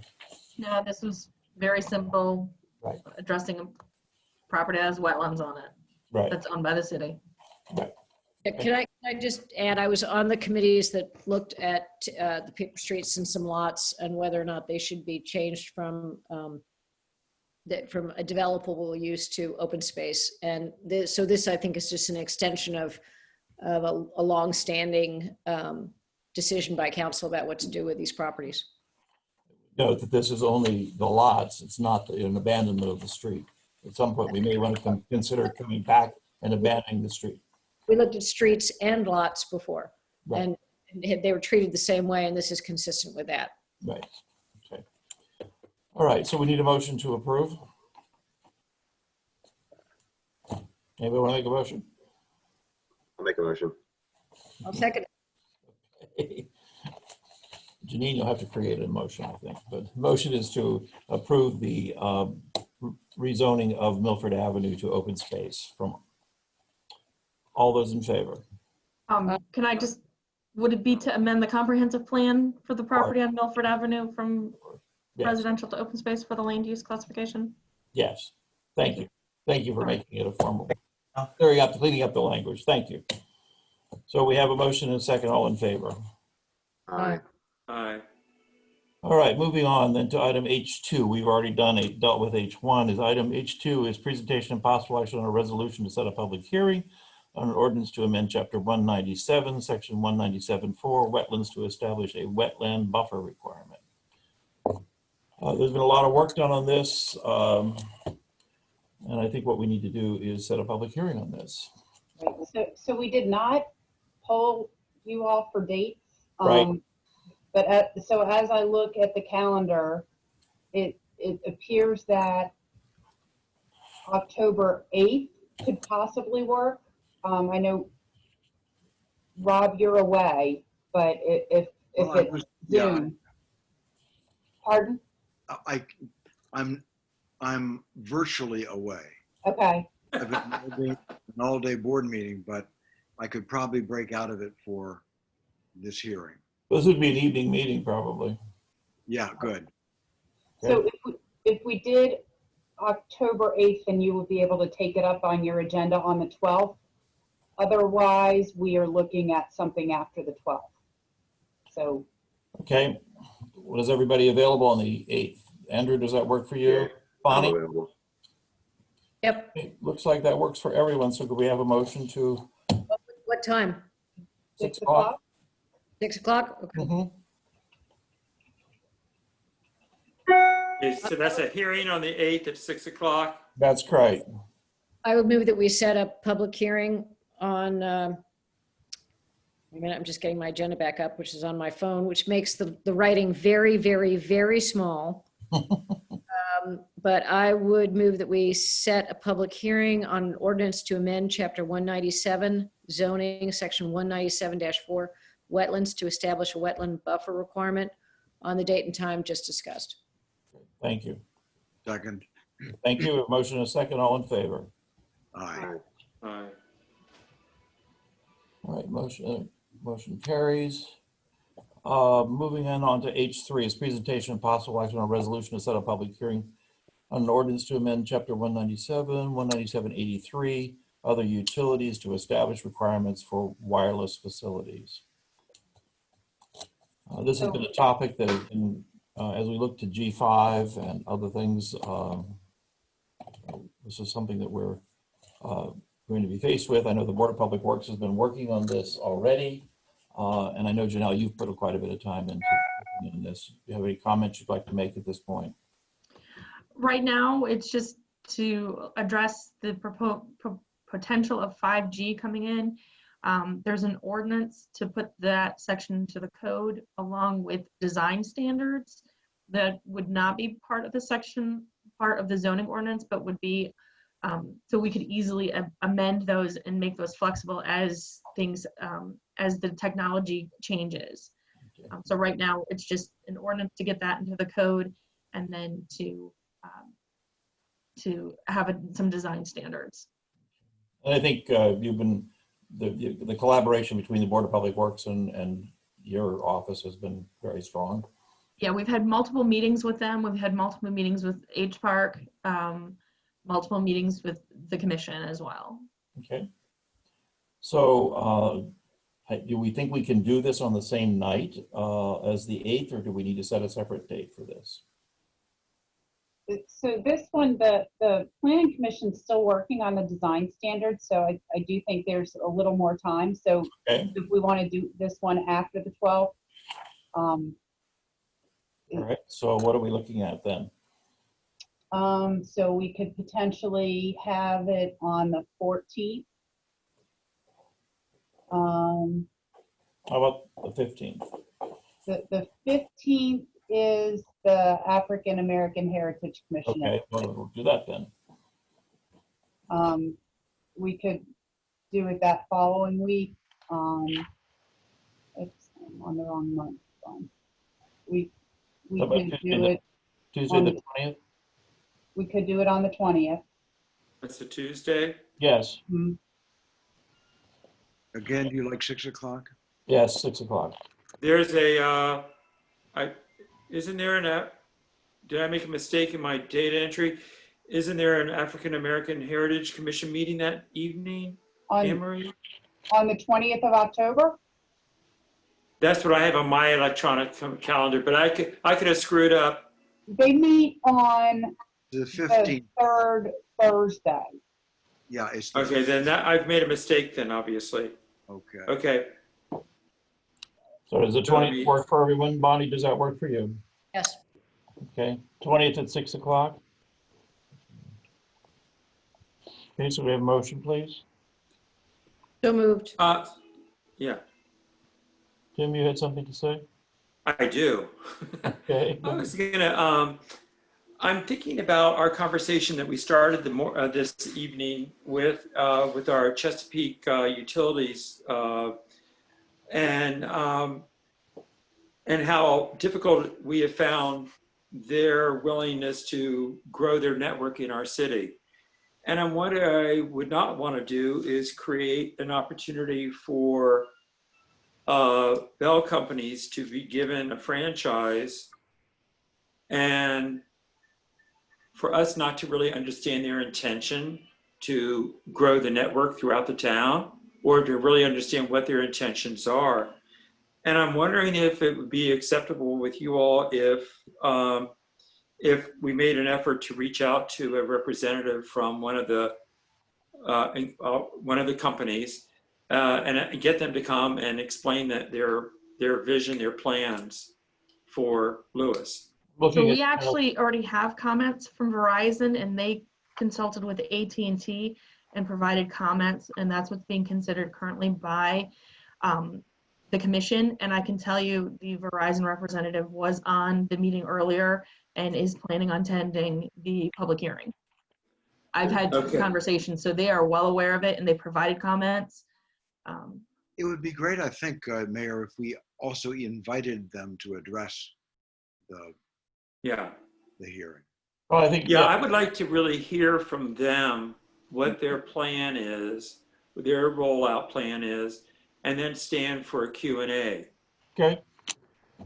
All right. Well, I think we can certainly invite them. And if we have a motion to set the hearing on the 20th, we can invite them for that date and see what their schedule is.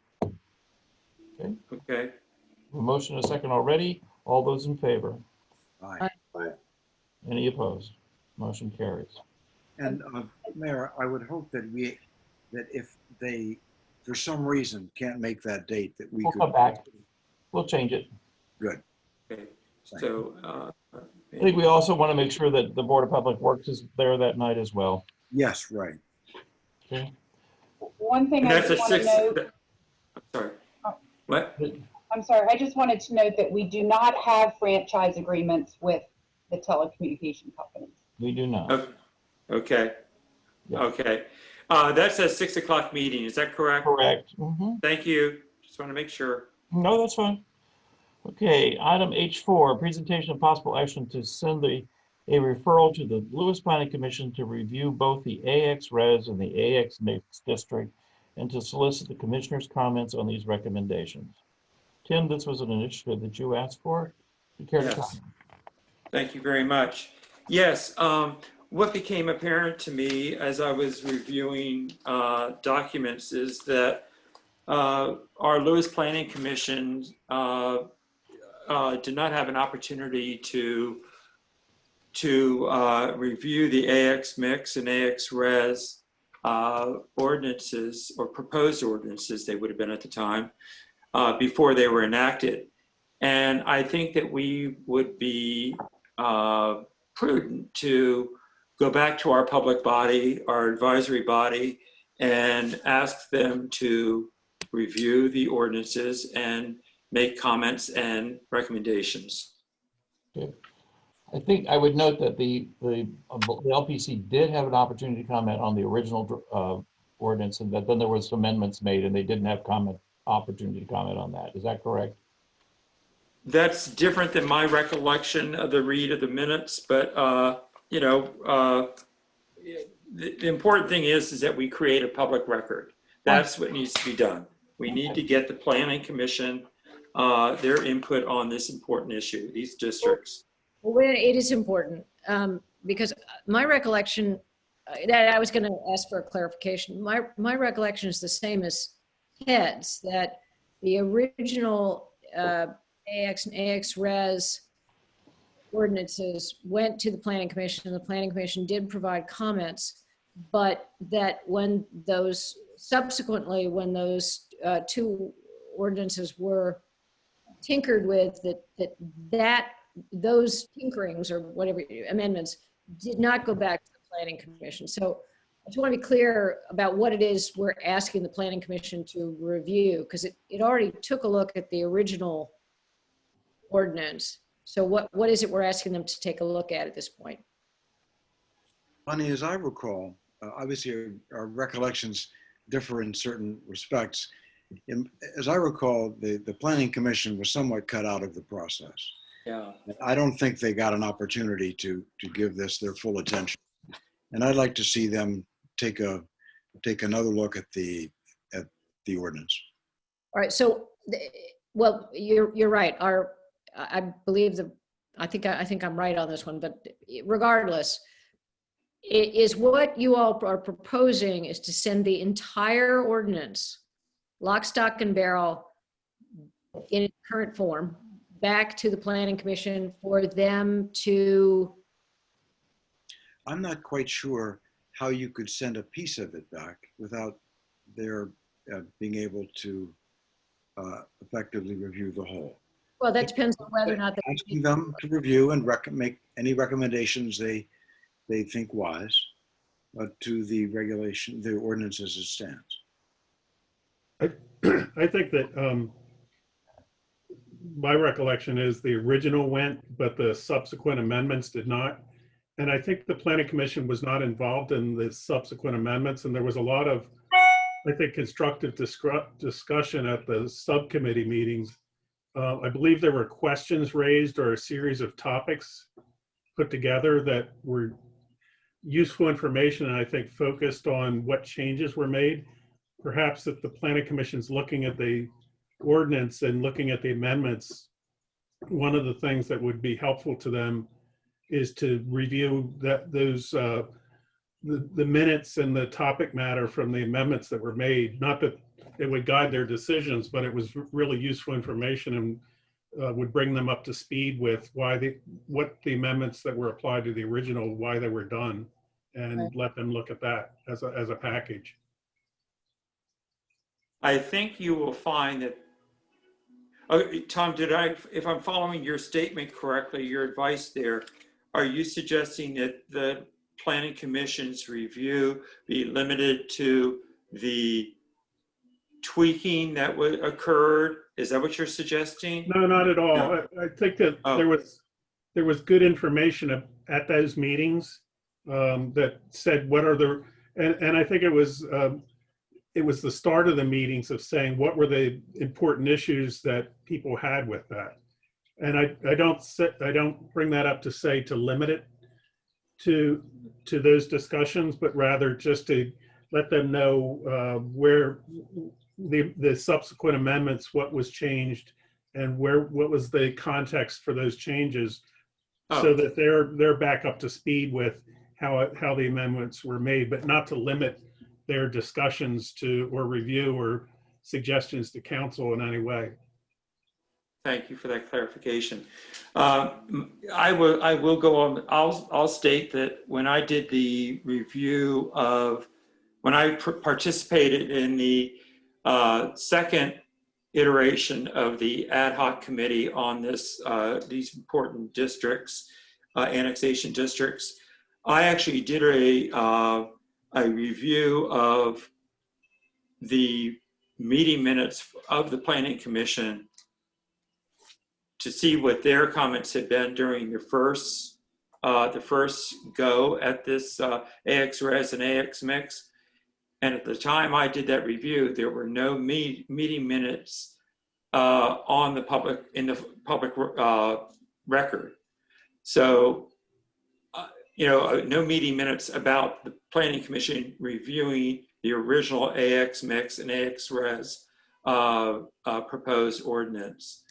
So my understanding is a little different than Bonnie's and possibly Ted's, but the critical thing is that we need to create this record. We need to have I believe firmly that we need to have the benefit of advice from our Planning Commission. Well, I get all that, and that's fine. I don't have any argument with what you're saying. My question is advice on what? I mean, we could easily clarify one way or the other whether Tom, Ted, and and I are right, that Right. there already is a record on the Planning Commission talking about the original ordinance. I'm really, all I'm trying to do here is make sure that we give clear direction to the Planning Commission about what we're asking about. I mean, maybe we need a two-part referral, right? If the Planning Commission has looked at the original the original ordinances, which I think they did, then, you know, go to part B, which is to look at the tweaking. But I don't think that's what you're asking for, Tim. I think what you're, because I think there already is that public record the first time. But would that satisfy your concern that if they've already looked at the original ordinance and opined on it, and there are minutes on it and all that, then do we want them to look at the tweaks? Because that would be the new material that they haven't reviewed before. We certainly want them to look at the tweaks, definitely. Okay. We definitely need that. It disturbs me to think that there might be minutes that were not posted, because that, that bothers me, that we might not have that record base in the public domain. I think we could do that as Bonnie's suggesting. Review the record. I understand. I just do not want it. I do not want to limit the Planning Commission's review. I want to make sure that the city is in a good place, that our council is in a good place by having a strong documentation that for the ordinance that we have in place, that the Planning Commission is, made their recommendations, and that we've had a chance to review them, consider them. And I would add to that I would like not only to have a good record, but I'd like to have the good benefit of the Planning Commission's thoughts about the ordinance as a whole. I don't know how you can piecemeal it. And things have changed in the last couple of years. So it might be that new thoughts will be useful. And as I say, I don't know how you can piecemeal them. Well, look, if you guys, it's getting late and I'm going to begin to get irritated, but if what you guys want to do is shoehorn a complete review of the ordinance under the guise of having them look at something they haven't looked at before, which are the tweaks, I'm not going to stand in your way, but let's talk about what we're really telling Planning Commission to do, because they have already opined on this. If you want them to look at it again, we need to tell them, we're asking you to look at it again. We want you to look at, why do we want you to look at it again? I mean, we can't just send it back and say, you've looked at this before, we understand this, but we want you to look at it again, but we're not telling you why. We refer the ACT-RES and ACT-MIX ordinances to the Planning Commission for review and any recommendations they see fit to make. That's not very helpful. Was that a motion? That's what he made a motion. So we need a second. You hear it restated? Can he repeat that? Because I didn't catch that. Yeah, there was some distortion here. Sure. I move that we refer the ACT-RES and ACT-MIX zoning district ordinances to the Planning Commission for review and for any recommendations they may have to make. I second it. Okay. We have a motion and a second. Bonnie, did you want to comment at all?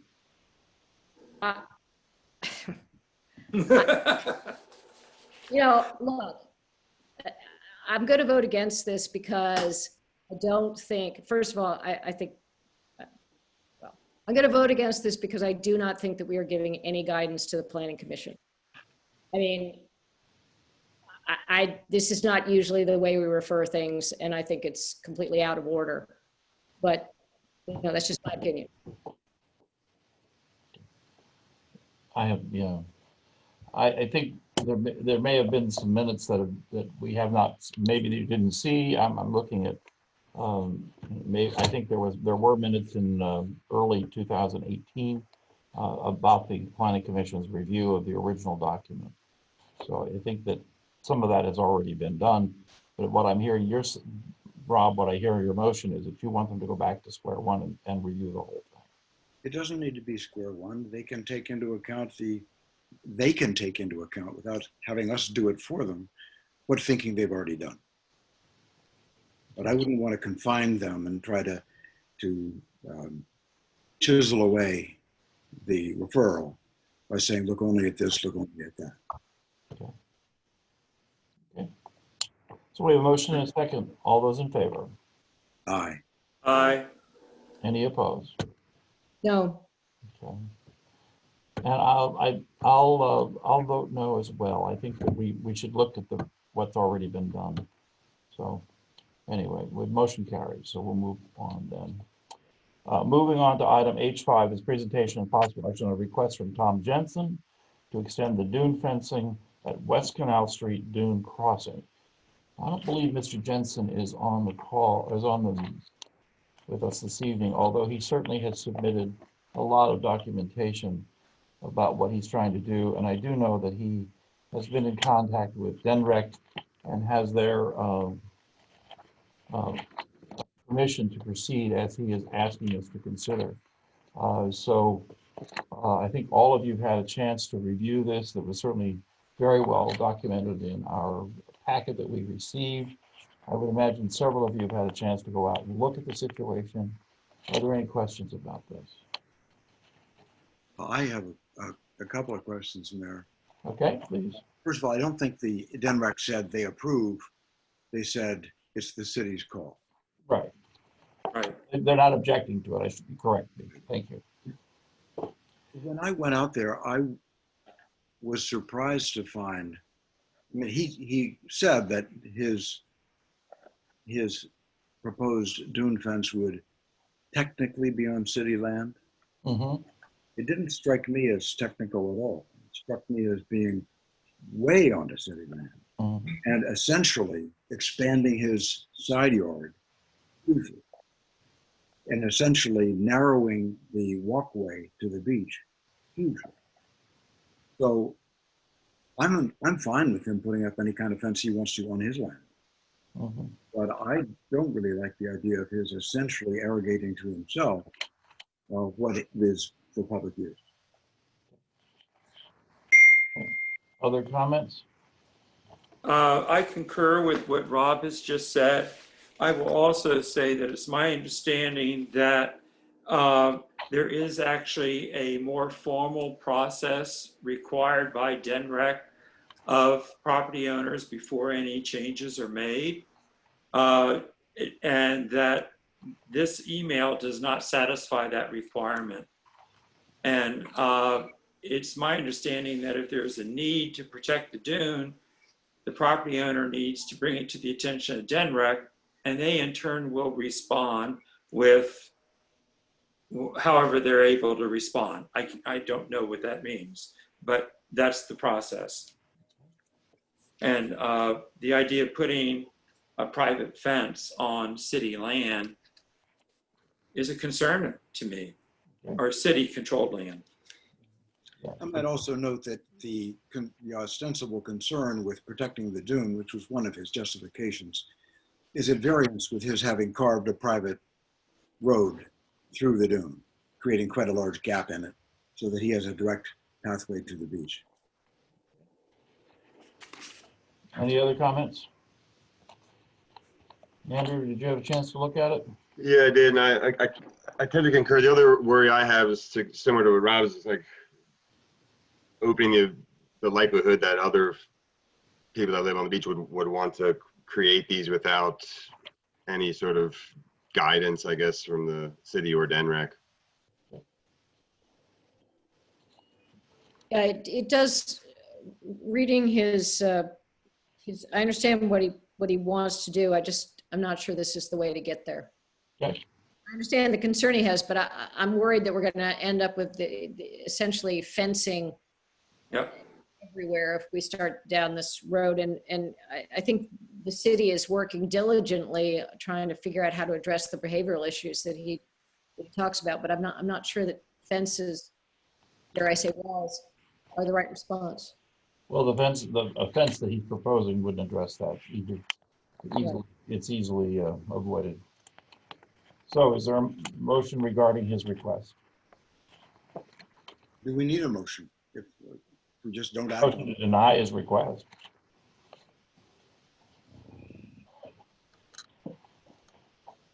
Don't we need a motion? You know, it's on the agenda for, how's the agenda stated? Presentation and possible action. Well, I'm happy to make a motion to deny the request. Okay. I'll second it. Motion is second. All those in favor? Aye. Aye. Any opposed? Motion carries. Moving on to item H6 is presentation of proposed City of Lewis Personnel Manual, introduction only, to seek approval in October. Anne Marie, I know you've been working on this with the help of a lot of people here, so you want to talk to us a little bit about it. Yes, so this has been a product that has gone on probably most of the time I've been here with start and stop due to other priorities. So Christine has really taken the lead on getting this to where it is right now. And under the current personnel manual, before one, council approves it, and two, before council would make changes, employees are afforded a 10-day notice period. So what we wanted to do for this evening is simply place it on the agenda and begin the notice period, which is going to be more than 10 days. We are in the process of scheduling meetings with our employees for September 29th, 30th, and October 1st. And we can invite members of council as well, to the point that we don't have a quorum on any date. And we just want to have it out there for review so that we can get comments and hopefully update it or have council act on it in October. Our current personnel manual is very dated. We have adopted, for instance, I say we, you have adopted a current harassment policy. So, you know, there are pieces that we've tried to pull out, but this would bring our personnel manual into compliance with all of the various state and federal ordinance or codes. For instance, FMLA is not addressed in the current ordinance. Sure. The Fair Labor Standards Act is not addressed in the current manual. These things, while we are in compliance with them, this would bring it all under the umbrella of the personnel manual. Thank you for the background information. I know you've been working hard on it. And thank Christine for all of her work. So I don't think there's any action required here, just to be aware that it's happening. I think it probably, all of us will probably want to participate in attending one of the employee meetings. So thank you. Okay, then moving on to item H7 is presentation of possible action and introduction of an ordinance to amend chapter 197 zoning, chapter 75 water resource protection areas, source water protection overlay, and referral to the planning commission. Janelle, you want to talk to us a little bit about that? Sure. We've had discussions, staff have, regarding how do we address the excellent recharge area. There's a small area primarily along the beach that addresses the excellent recharge area and the maximum lot coverage. So we've been looking at how do we address the maximum lot coverage items. So the proposed draft is to allow the lot coverage to remain, but require best management practices regarding stormwater management to be implemented. So pervious pavement, rain gardens, you know, rain barrels, etc., would have to be implemented. So that's what we're looking to do, is to provide some offsets for some of the items that are currently going on, to provide some flexibility for some of those lots. Has this gone to the planning commission? No, this would be sent to the commission. This would be a motion to send it to the planning commission. Okay, looking for material and I didn't see it. No, So, there's no okay. material. Yeah, all right. Okay. I was underprepared for this one. No. It's actually, so it was posted to the packet after you already received your packet. So there is a draft ordinance in the electronic packet, but really it's just for referral. Right. But, and I now see at the end of the agenda item referral to planning commission, so my apologies. I didn't see it. Okay, so do we have a motion to refer this to the planning commission? So moved. Second. Thank you, Rob. All in favor? Aye. Thank you. Any opposed? Moving on then to item H8, presentation of possible action on a waiver request for relief from the 0.5% pipe slope for the storm drains in Lewis Waterfront Preserve subdivision. I Again, just promoted Charlie to a panelist. okay, I was just about to ask, where's Charlie? Thank you. Charlie, you want to talk to us about this? When you get yourself unmuted? The applicant is also here, by the way. Okay. Yeah, the good engineering practice requires that storm drain pipes are designed to require a 3 foot per second velocity through the pipe. That 0.5% slope, it's something that Janelle and I have just briefly talked about, but it's something I'd like to look at in the code. Where we use 0.5% typically is from catch basins to storm water mains. So for instance, on any typical city street, the stormwater main runs down the middle of the street roughly, and there's catch basins on either side with pipes connecting the catch basins to the storm drain. And those pipes that connect the catch basins to the storm drain, we require at 0.5%. But the storm drain pipe itself has to meet the requirements of 3 feet per second, which is generally less than 0.5%. And that's typical good engineering practice that's been in place forever. So it's something I'd like to look at in the code with Janelle for maybe revision. And certainly I don't want to require 0.5% slope on pipes because it's such a drastic slope. By the time it reaches any kind of stormwater management facility, it would be way too deep for almost any development. Okay. So the net is you think we should approve this waiver request? Yeah, definitely, yes. Yeah. So the planning commission has reviewed it and recommended approval, and that was with Charlie and the Board of Public Works recommending that it be approved. So the board concurred with that recommendation. Correct. Okay. All right. Penny, may I ask a question here? When this applicant made this request, wasn't there another element that was included in a request? In the request? There was a second waiver request. They have withdrawn that request. Oh, this so is that the has only been one. withdrawn. Okay, Correct. I didn't realize that. That's what I was, okay. So we only have to worry about this storm drain business. Correct. The slope of the pipe. Okay, and help me out. Does this pipe, does it lead into the stormwater management pond, that asset? Yes. Yes, it's all the storm drain pipe throughout the entire development that eventually feeds in several different places to the stormwater management pond. Right. So this 5% or 0.5% would apply to each one of those drain lines that runs to the pond, correct? Well, they're requesting a waiver from the 0.5%. It's probably going to be something less than 0.5%. Right. That's correct. And that's Right. Yes, you're correct in saying that it's all the pipes leading to the stormwater management pond. So, Charlie, I'm a little bit in the dark on this.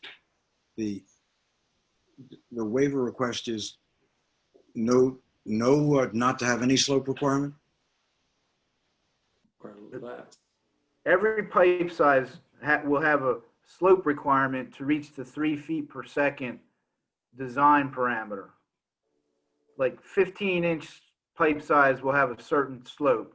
24-inch pipe size will have a different slope. 30-inch will have a different slope to get the 3 feet per second velocity through a storm drain pipe. And forgive me, because I know you just explained this, but could you say again, where does this pipe start and where does it finish? So picture that waterfront preserve development in your mind. There's the pond that's towards Canary Creek at the low part of the site. Right. All the pipes that are in the streets, and I think there's several pipes that lead through either utility easements or, well, basically through easements. So, you know, all the way out by New Road, there's a catch basin in the road to collect drainage and direct it through a series of pipes going to the stormwater management pond. And there's a series of those throughout the entire development. And I think there's 3 different discharges to the stormwater management pond from all those pipes coming from various sides of the development. So you think there's 3, and this waiver would apply to all 3? It would apply to every foot of storm drain pipe that's going in the development. Going into the development? That's included in the development design for storm Okay. drainage. Then there's a sentence in here. It says the applicant has submitted a waiver request, and the applicant has indicated that the request is consistent with standard engineering practices. What are those practices? We have no background on this. Yeah, so on sanitary sewage, your regular sewage, standard engineering practice is to have 2 feet per second of velocity through the pipe. So it's actually less than what we require for stormwater. We like to have a little bit more velocity through stormwater. The 3 feet per second is standard engineering velocity, practice for velocity on storm drainage pipe. Okay. And then it says it complies with the required freeboard. What is the required freeboard? Well, I think what we were getting at there is that if there's any backup from the pond into the pipes,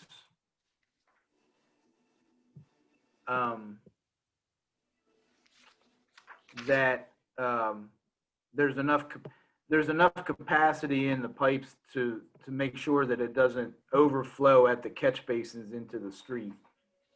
And that's all part of their stormwater management design that's approved by Sussex Conservation District. They got to be able to discharge the 100-year storm without adverse effect on the development.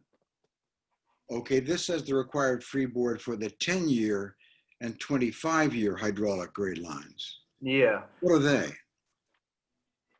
So as the storm drainage system collects and distributes the runoff from a 10-year storm, let's say, to the pond's going to fill up. And as the pond fills up, it might back up into the 3 pipes leading into the pond. So there has to be enough capacity in the system so that it can handle the 10-year storm, but not overflow at the catch basins in the street. Isn't that capacity measured by the size of the pipe that's put in and not by the slope of the pipe? It's all related in the design. That's what the hydraulic grade line means. When you run the calculations, you can determine what the hydraulic grade line is for any particular storm event and determine whether it's going to flood back over into the out of the catch basin. So so I think your answer to Tim's question was the slope adds to it, and the size of the pipe increases the volume freeboard also. Definitely, yeah, definitely. And then so that it says it complies with the required freeboard for the 10 and 25-year hydraulic grade lines. Is that the same thing as saying it complies with the required capacity to absorb a 25-year storm? what it's saying is that a 25-year storm would occur without flooding back out of the catch basins in the development.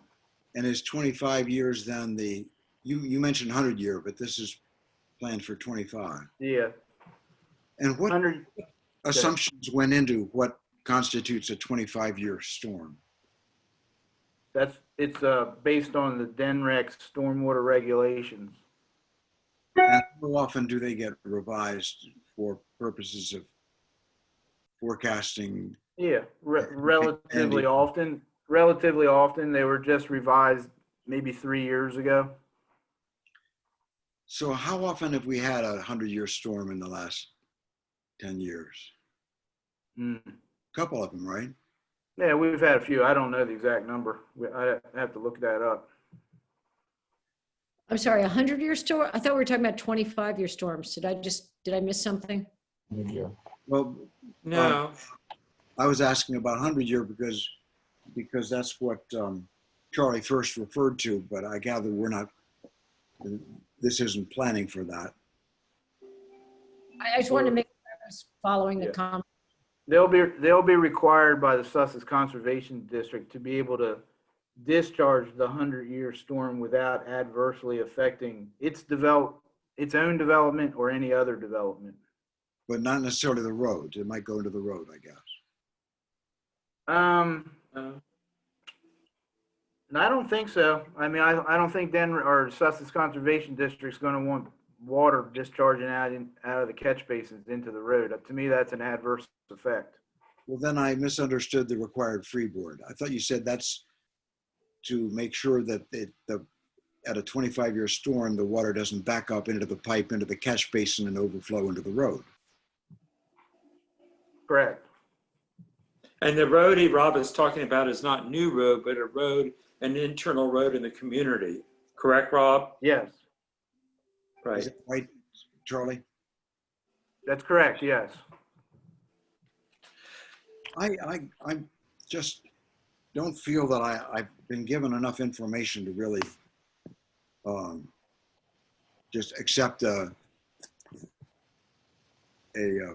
fiat. It's not something I know enough about to say 25 years the right time horizon.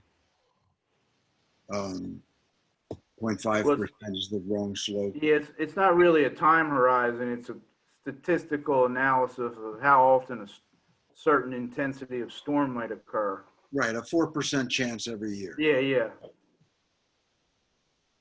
So there's a. May I ask, Sorry. Rob, can I jump in here and ask a question? Yeah, please. Charlie, if you're recommending or this applicant is requesting this change from 0.5% to 0.3%, is there any change in the size of the pipe that is also accompanying this request for a change in the slope?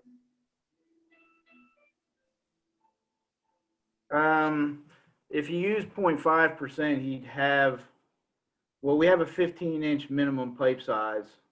I'd have to go back through and see, but there might be some decrease in the pipe size because the slope would be higher at 0.5%. So he's probably got slightly higher pipe sizes, but at less slope. Right, and that's what I'm wondering is if there's a correlation between size of pipe and the slope that the pipe is installed. And yeah. I'm concerned, I think Rob is driving a really important point, and that is if water is intended to drain from the housing area, the road area, towards the stormwater management asset, and then if their storm event is a large enough event and water begins to back up in that pipe becomes a conduit to take water back to that public street, back towards the residences. And it seems to me that we've got to make sure that the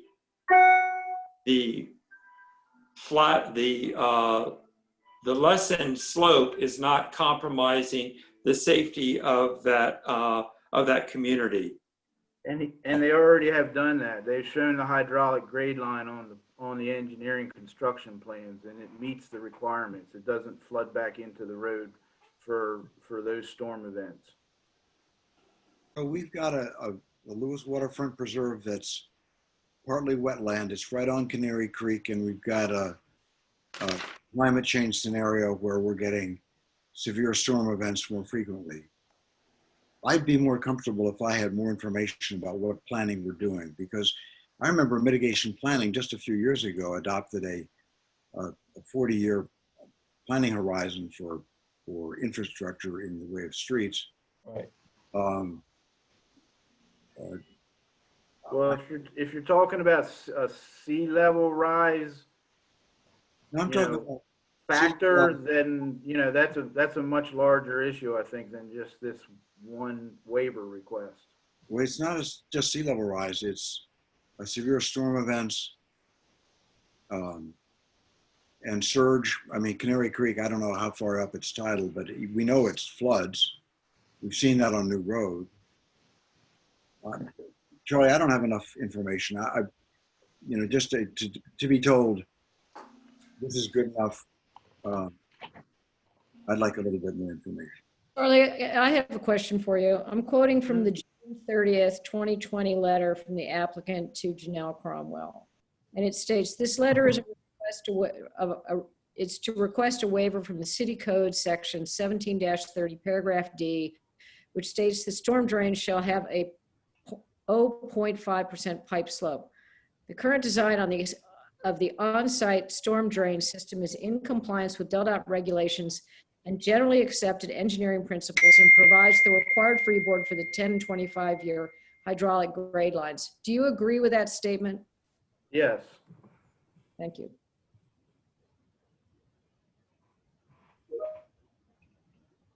And that's really where the statement for the 10 and 25-year storm event came from, was that language there, just to clarify their request in terms of the recommendation to the Planning Commission and Council. So in your professional judgment, should the council approve this request for a waiver? Yes, yes, definitely. That's what I've been supporting this since it went through the Planning Commission. And so the 4% chance of that we sustain every year of having a flooded development doesn't bother you? It wouldn't flood the development. The hydraulic grade line that they show for the 10 and 25-year storm event doesn't flood the development on the plans. What does it flood? It floods back up into the pipes, but it doesn't come out of the actual catch basins in the street. That's assuming it doesn't exceed the 25-year grade line, right? Correct. And I don't remember what the 100-year flood, the 100-year might not even flood. I have to go back and look at the plans, but I know the 10 and 25 does not. So if you wanted to get 3 feet a second, how would you know? You have a formula for calculating that by Yes. size, pipe, and slope? Yes, exactly. And does this do it? Yes. Or you know that now? Yeah, they've submitted plans with the slopes to get 3 feet per second. They're actually slightly over 3 feet per second. This has been reviewed by you and your firm as well as by the BPW, is that correct? Yes. And the BPW voted in favor of doing this? Yes, Darren's on board. The other request that they made was for a different type of storm drain pipe, which we denied. Okay. So are we ready? Are we ready for a motion, or? Are we ready? Well, I've just noticed that Press Lee is still on this call. If he wants to comment at all from the board's perspective before we do anything. Press, do you want to jump in?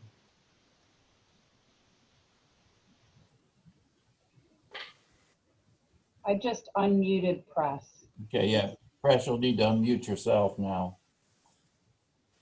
All right. No, I think this is what Charlie's talking about is perfectly reasonable. Okay. Press, can I ask, it's Sure. reasonable by current forecasts of water events. But have we made any effort to try to anticipate what climate change will bring? Well, I'm not up to speed right now where we are on our forecast. I mean, long term because of climate change, but it's been a while since I've looked at that, most recent. But I think this is a standard type of stormwater design. I think for some reason we've had something in the ordinance that has been overly conservative, I guess. And so in general, this type of design is just what Charlie says. I think it protects the homeowner and the not only the homeowner but the entire community. So I don't see any reason that we wouldn't approve this. Thanks, Press. Thank you, Press. All right, so are we ready for a motion then on this? All right, Glenn. Thanks, Bonnie. I move that we approve the recommendation of the Planning Commission to grant a waiver for relief from the 0.5% pipe slope of the storm drains in the Lewis Waterfront Preserve. Is there a second? I'll second it. Thanks, Andrew. We have a motion and a second. Is there any further discussion? Yeah, I don't personally feel I have enough information. Okay. All right. I have a question. Charlie, are there other parts of our code that need to be looked at, like, to be scrubbed and updated, similar to what you've cited here? The engineering has changed. Yeah, not that I'm aware of on the engineering side. As I come across them in our review, I note them. And this is one that's popped up on this waterfront preserve project, and I'd like to address it, but not that I'm aware. I know we made some revisions probably 6 or 7 years ago that cleaned up a number of issues, but I'm not aware of any other one right now, Mr. Richard. Okay, thank you. Sure. Okay. I think we have a motion and a second. All in favor? Aye. Aye. Aye. Any opposed? Nay. Okay. Motion carries 4-1. Okay. Thank you very much. Good discussion. Then moving on to item I, lease extensions. We have 5 lease extensions to consider this evening. Anne Marie has provided photographs of the properties and been out to inspect them.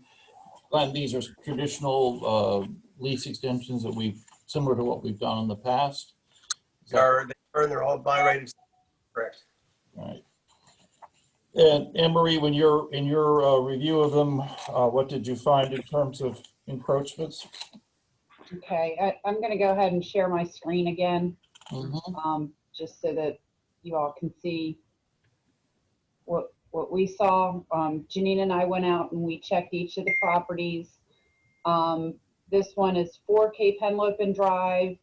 Again, Cape Henlopen Drive is not an area where we have had a problem with encroachment. So that's this one here. You can see there's a fence, but it's certainly back out of the right of way. And then this is 9 Cape Henlopen Drive. Again, similarly, there's no encroachments on that. This is 211 Midland Avenue. So there's this strip of stone, but it's not blocking anybody else from parking there. So it's not, I wouldn't consider it an encroachment. Anne Marie, going back to that area, please take that. Do those people keep the public from parking there in the gravel area? Do you know, as far as you know? Not that I know of, and again, there's nothing that would stop the public from parking there. It doesn't appear like a driveway, so it doesn't appear unfriendly to the public. Thank you. I just wanted to make sure that they were not interfering with the public using that area to park. And I was there over the weekend and there were no there weren't any kind of obstructions for people to park. Thank you.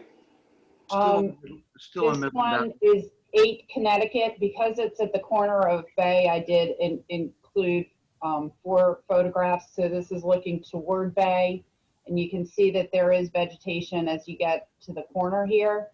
Yeah. But it's certainly, the question, is there sight distance issues? It does not appear to be obstructing visibility, and this is not an area where people could park anyway.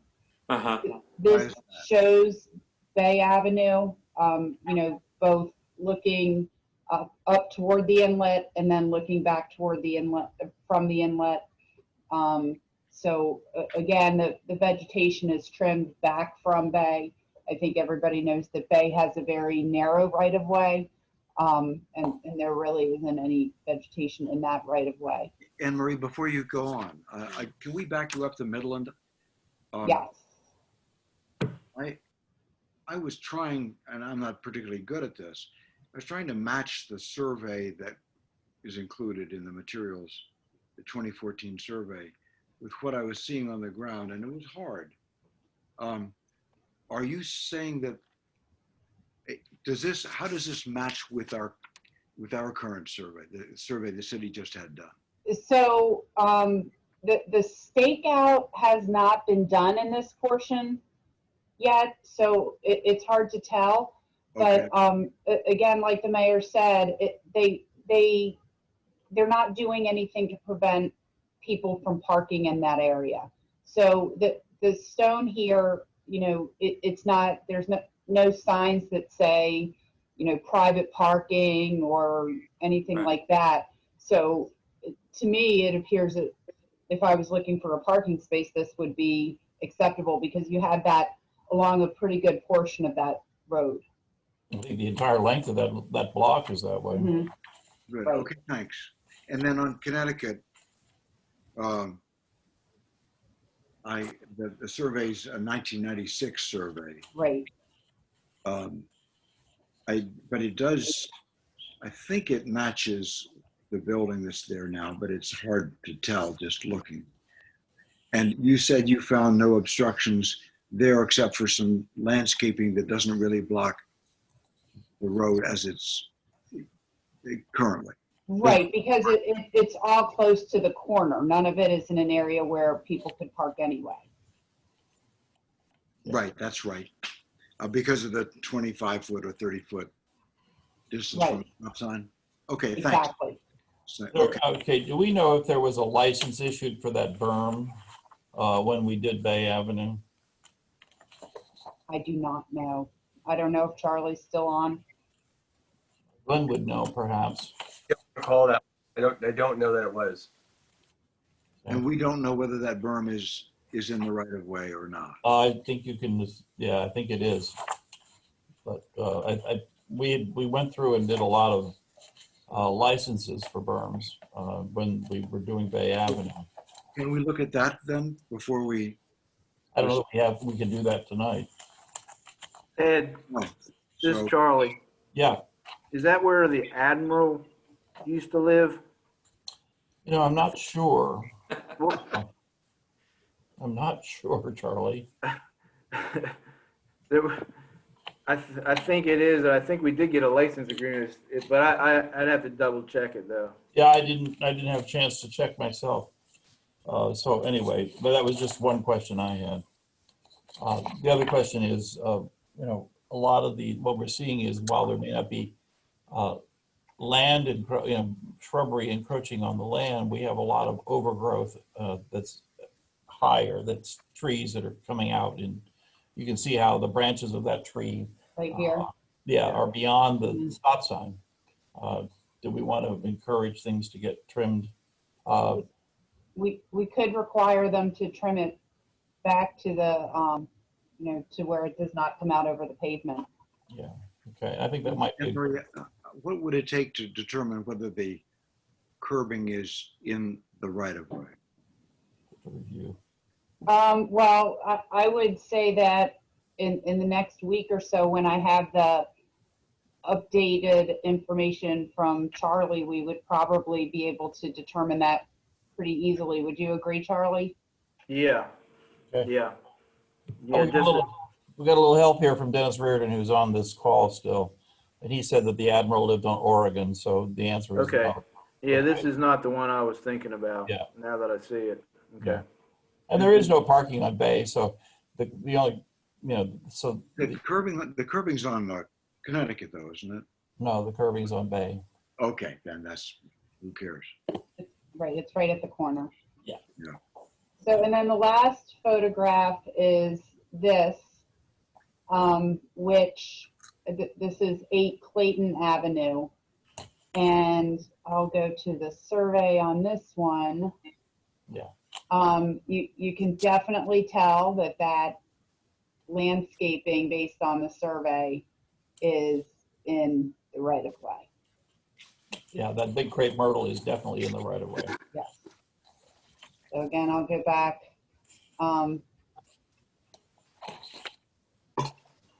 Yeah, so. And as are the two. And the planting bed too. The planting bed that's in front of the crepe myrtle is all in the right of way. Right.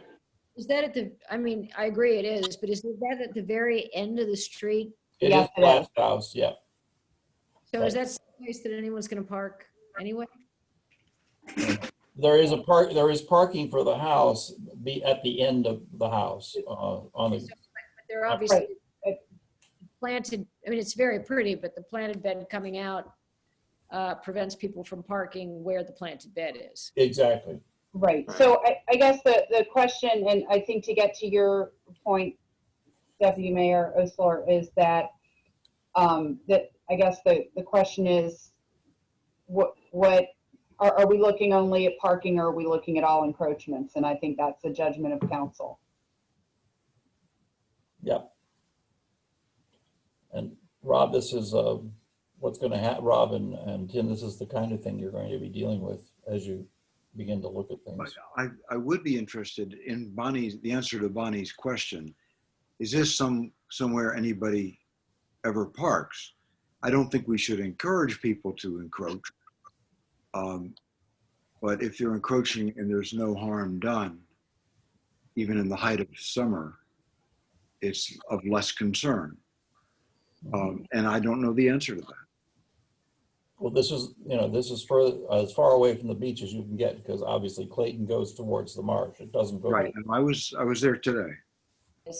Who would really park in this little, I mean, it's a slippery slope, but realistically, who would park there? I mean, we don't want to make them dig this up for no good reason. Right. Well, that one crepe myrtle's been there a long time. Yeah. Well, I wonder if we could consult Mr. Reardon, who is probably our best source of information on this. I think Dennis is still on the line. I believe he is. Dennis, do you want to speak up? Okay, I just unmuted Dennis, so you should be able to unmute yourself and speak. Thank you. This is a dead-end street. There's very little parking on there at any time. I would say, I would agree with you, Rob, that yes, it does encroach in a possible parking area, but I think it's no harm done. And I don't know how long those crepe myrtles have been there for a while, and they just may have been put in a long time ago. Yeah. The new ones that are in front of that, in the bed in front, are probably, those have not even been in a year yet.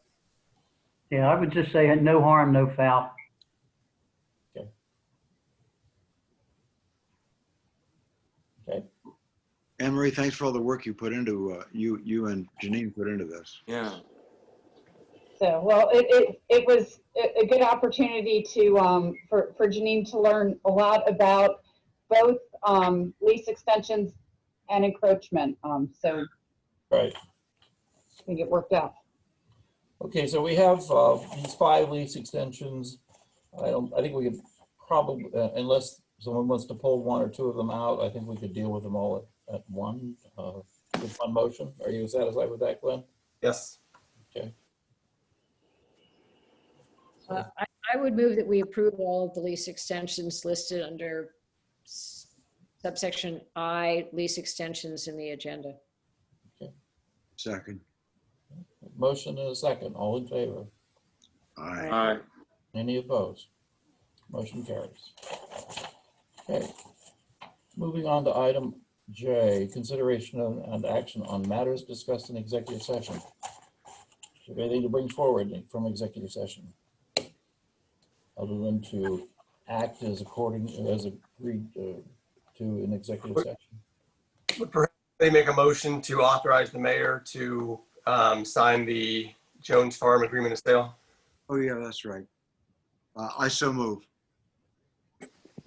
I'll second it. Okay, we have a motion and a second. All in favor? Aye. Aye. Anything else to bring forward?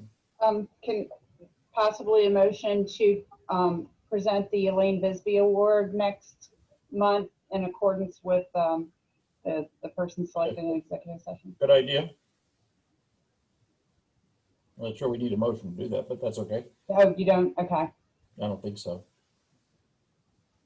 All right. Okay. All right. Anything else to bring forward?